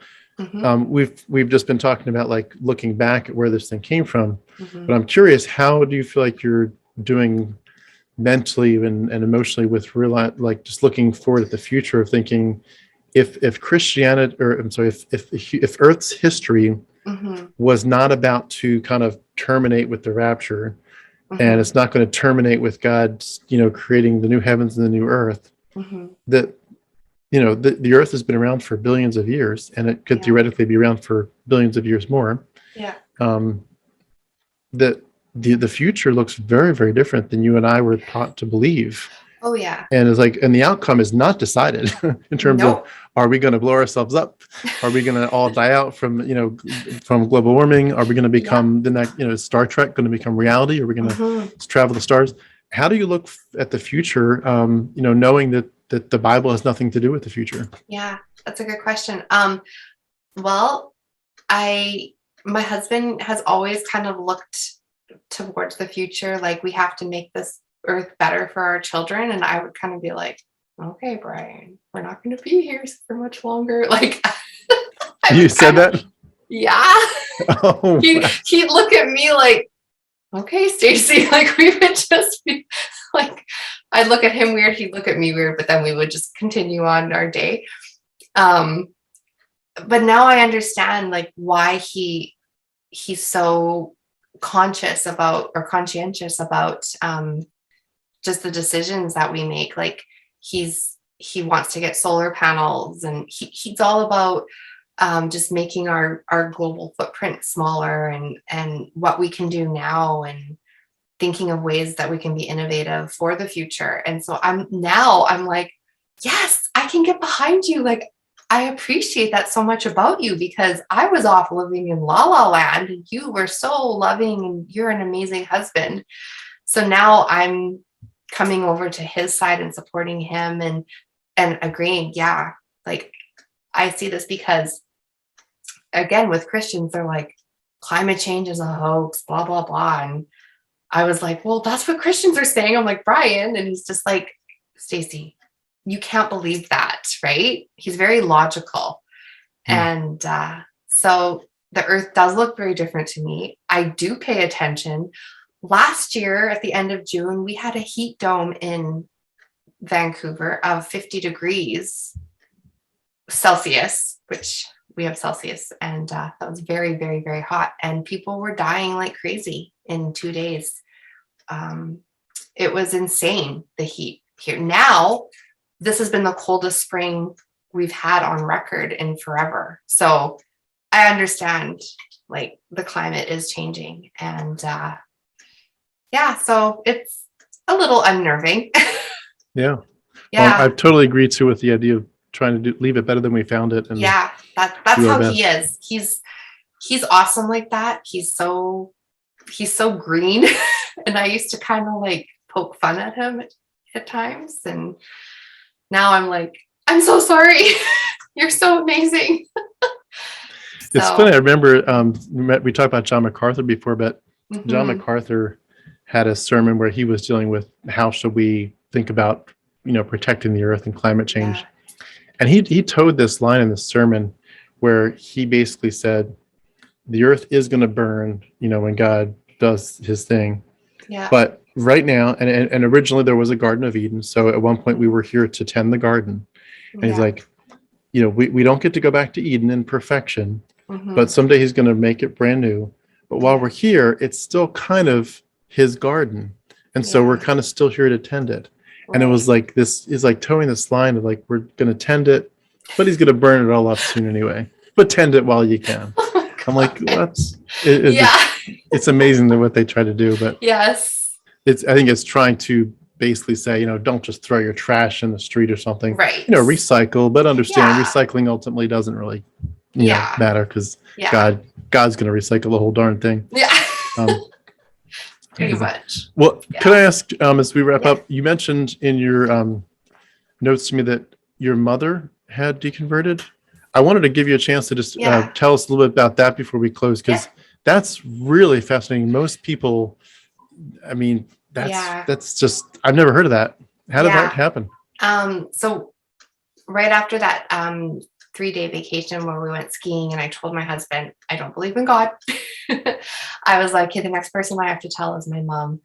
And I knew she would be okay with it because I could just sense that she would be open to hearing it, even though we've been on the same page with so many things. I could tell she was sort of gonna be close to that with me, because we hadn't talked about God in a long time. We hadn't been exchanging sermons over YouTube in a long time. I could just tell, okay, something's different. And so we went out for coffee one morning, and I just told her like the last few months what I've been kind of going through and what I realized and what I told Brian. And when I told her, she's like, oh, Stacie, I've been having the hardest time my entire life just holding on to faith and just trying to believe. And she's like, I've always had a hard time believing, but I just felt like I was the worst Christian ever. And because she and I are so close, I'm the one person that she would have talked to, but I was such a strong Christian that when she would kind of come and talk to me, like she'd say, so when you pray and you believe God's going to do something, like you believe he's going to do it. And I'm like, oh yeah. Like, she's like, oh, okay. So she would kind of like test the waters and see how I would respond. And I was just so like, you have to just believe and God will do it. And I had such strong faith. So when I told her like, I'm out, she was just like, okay, I can finally like be real. And she had a harder time. I basically went straight to like, I'm an atheist. I don't believe in God. And she was like, oh, that's a little scary. I don't know if I'm quite there, but I definitely don't know if I believe in anything, or I don't know if maybe I'm agnostic. I don't know. She had a harder time with the idea of hell. That took her probably up until about a month ago to just shake. She said she'll still be driving and she'll just get gripped with fear of just like, okay, what if I'm wrong now? like she had 50 years in it. So Like instead of deconverting, that she thinks she's maybe just actually becoming a heretic and yeah, she's like, yeah, what if I'm just wrong? And yeah, exactly. But yeah, so she's that'll just be like kind of an overwhelming fear that will grip her, but then it'll go away. And then she's just like, no, it's not real. But I think that's a pretty common trauma response. Yeah. So, and she'll say that to me, and I'm like, it's not real. You're fine. Like, so. It really shows that how hard or how tightly the tentacles or roots of this were in us. I mean, they were just so deep. Yeah. So, so we've been able to just talk freely about this, and we're kind of in this together. And when she's able to tell me like how she truly was feeling in certain situations, and I'm like, really? And it's shocking to me because she just was kind of going along with the motions and for all these years. And she's like, yeah, I didn't want you to know. And I just kind of faked it. And I was like, oh my gosh, okay. So yeah, but she's like, I was just afraid of going to hell. And I just kept thinking I was the worst Christian ever. And but I never fully believed it. So you have the awesome privilege to be able to talk with your mom about reality. And that's so cool. Yeah. I know so many people where the parents really, obviously oppose the deconversion. Some of them hate it. Yes. Some of them are just constantly grieved. Some of them, like the JWs, won't even talk to them anymore. Yeah. And it's such a cool thing. I mean, everyone's obviously got a different story to tell and a different journey, but I'm just so glad that you at least have that relationship to go through together, because it's so difficult. So many people go through this by themselves, like literally their spouses aren't on their side, their parents are on their side, their friends are on their side. And it's like, you have to kind of start over across the board with your community. And at least to know that you've got at least a small kernel of people to start with, to rebuild it makes a big difference. It really does. It is. And they're my two people, like my husband and my mom, like they're really, and my kids, but that's all I need. And I'm just so thankful that I can talk to them and have such honest, raw conversations. And so I know that that's not the case for everyone, but I was curious, do you feel like you're going to be setting up a platform of sorts as you get more grounded? Yes. So, I mean, right now I just have a Twitter account, but it's not like, I'm not super active on it, but I have wanted to do a YouTube channel, kind of just talking a little bit. I've actually wanted to do it with my mom, where we kind of have conversations with each other, talking about different topics like this, and maybe having other people, like just little episodes. So that's something that we have talked about over the last probably 2 months. But well, if you put a pin in this idea, if you all get that going, I'd love to interview you both together. Oh, thank you. And then maybe try to plug that platform. So if you get that moving, please let me know. Thank you, because it is on like the front of my mind of doing it. We've just had a lot going on in the last couple of weeks with just family members, but once I'll get settled, and maybe come summer, then I can do that. And awesome. I look forward to that. Well, I know I've asked you a lot of questions. Was there before we wrap up, was there anything else you wanted to add before we close out? Honestly, I think we have covered everything that I had mentally thought of. This has been very thorough. I feel like I have said what I wanted to say. That's good. I'm learning. It's funny. I'm learning more and more to try to be very thorough and cover a lot of bases. But I've learned from not just my interviews, but listening to other people's interviews too. I'm working on this spreadsheet that I'm going to be giving people in the future for interviewees, where Okay. it just, like, maybe you had mentioned speaking in tongues and someone else mentions miracles, someone else mentions rapture, someone else says they didn't believe in that, but they believed in some other version of it. Right. And just to go through impurity culture issues and all angels and demons, and just to give a list to people that I interview and say, here's a list of 300 things. Which ones applied to you? And if I'm missing anything, add it at the bottom. And the next time I'll add, put those. And I'm working on this spreadsheet. I'm hopeful that as I hopefully get it done at some point, that as people agree to an interview and they say, what can I do to prepare? I'll send them this and say, tell me your story in your words, but also look through this. And I think what's going to happen is some people will be like, I forgot about that. I forgot about how bad Vacation Bible School affected me, or summer camp, or this missions. And I was doing missions and I realized that it was part of colonialism. And I was colonizing these tribes and these poor people in South America. And I thought I was doing God's work, but I was just, supporting colonialism, and or whatever, patriarchy. Patriarchy is woven into a lot of these conversations. And for people to realize, like, wow, there's a lot more here. I was going to tell you my little story, but now that I see these points, there's another 300 points that I do need to explain these. So I'm hopeful that will help at some point, and hopefully share that with other platforms like yours. That's a good idea. Yeah. Well, I appreciate you doing this interview. Yes. This has been awesome to get to know you. We've been speaking, everybody, with Stacie Grahn. Did I say that right? Stacie Grahn. Thank you so much for sharing your story on other platforms, on my platform, and we definitely want to hear more from you. So keep in touch about your future endeavors. I appreciate your voice in this. We really do need your part in this. So thank you so much. And let's definitely do it again. Yes, thank you so much. Thank you, Stacie. Okay, bye.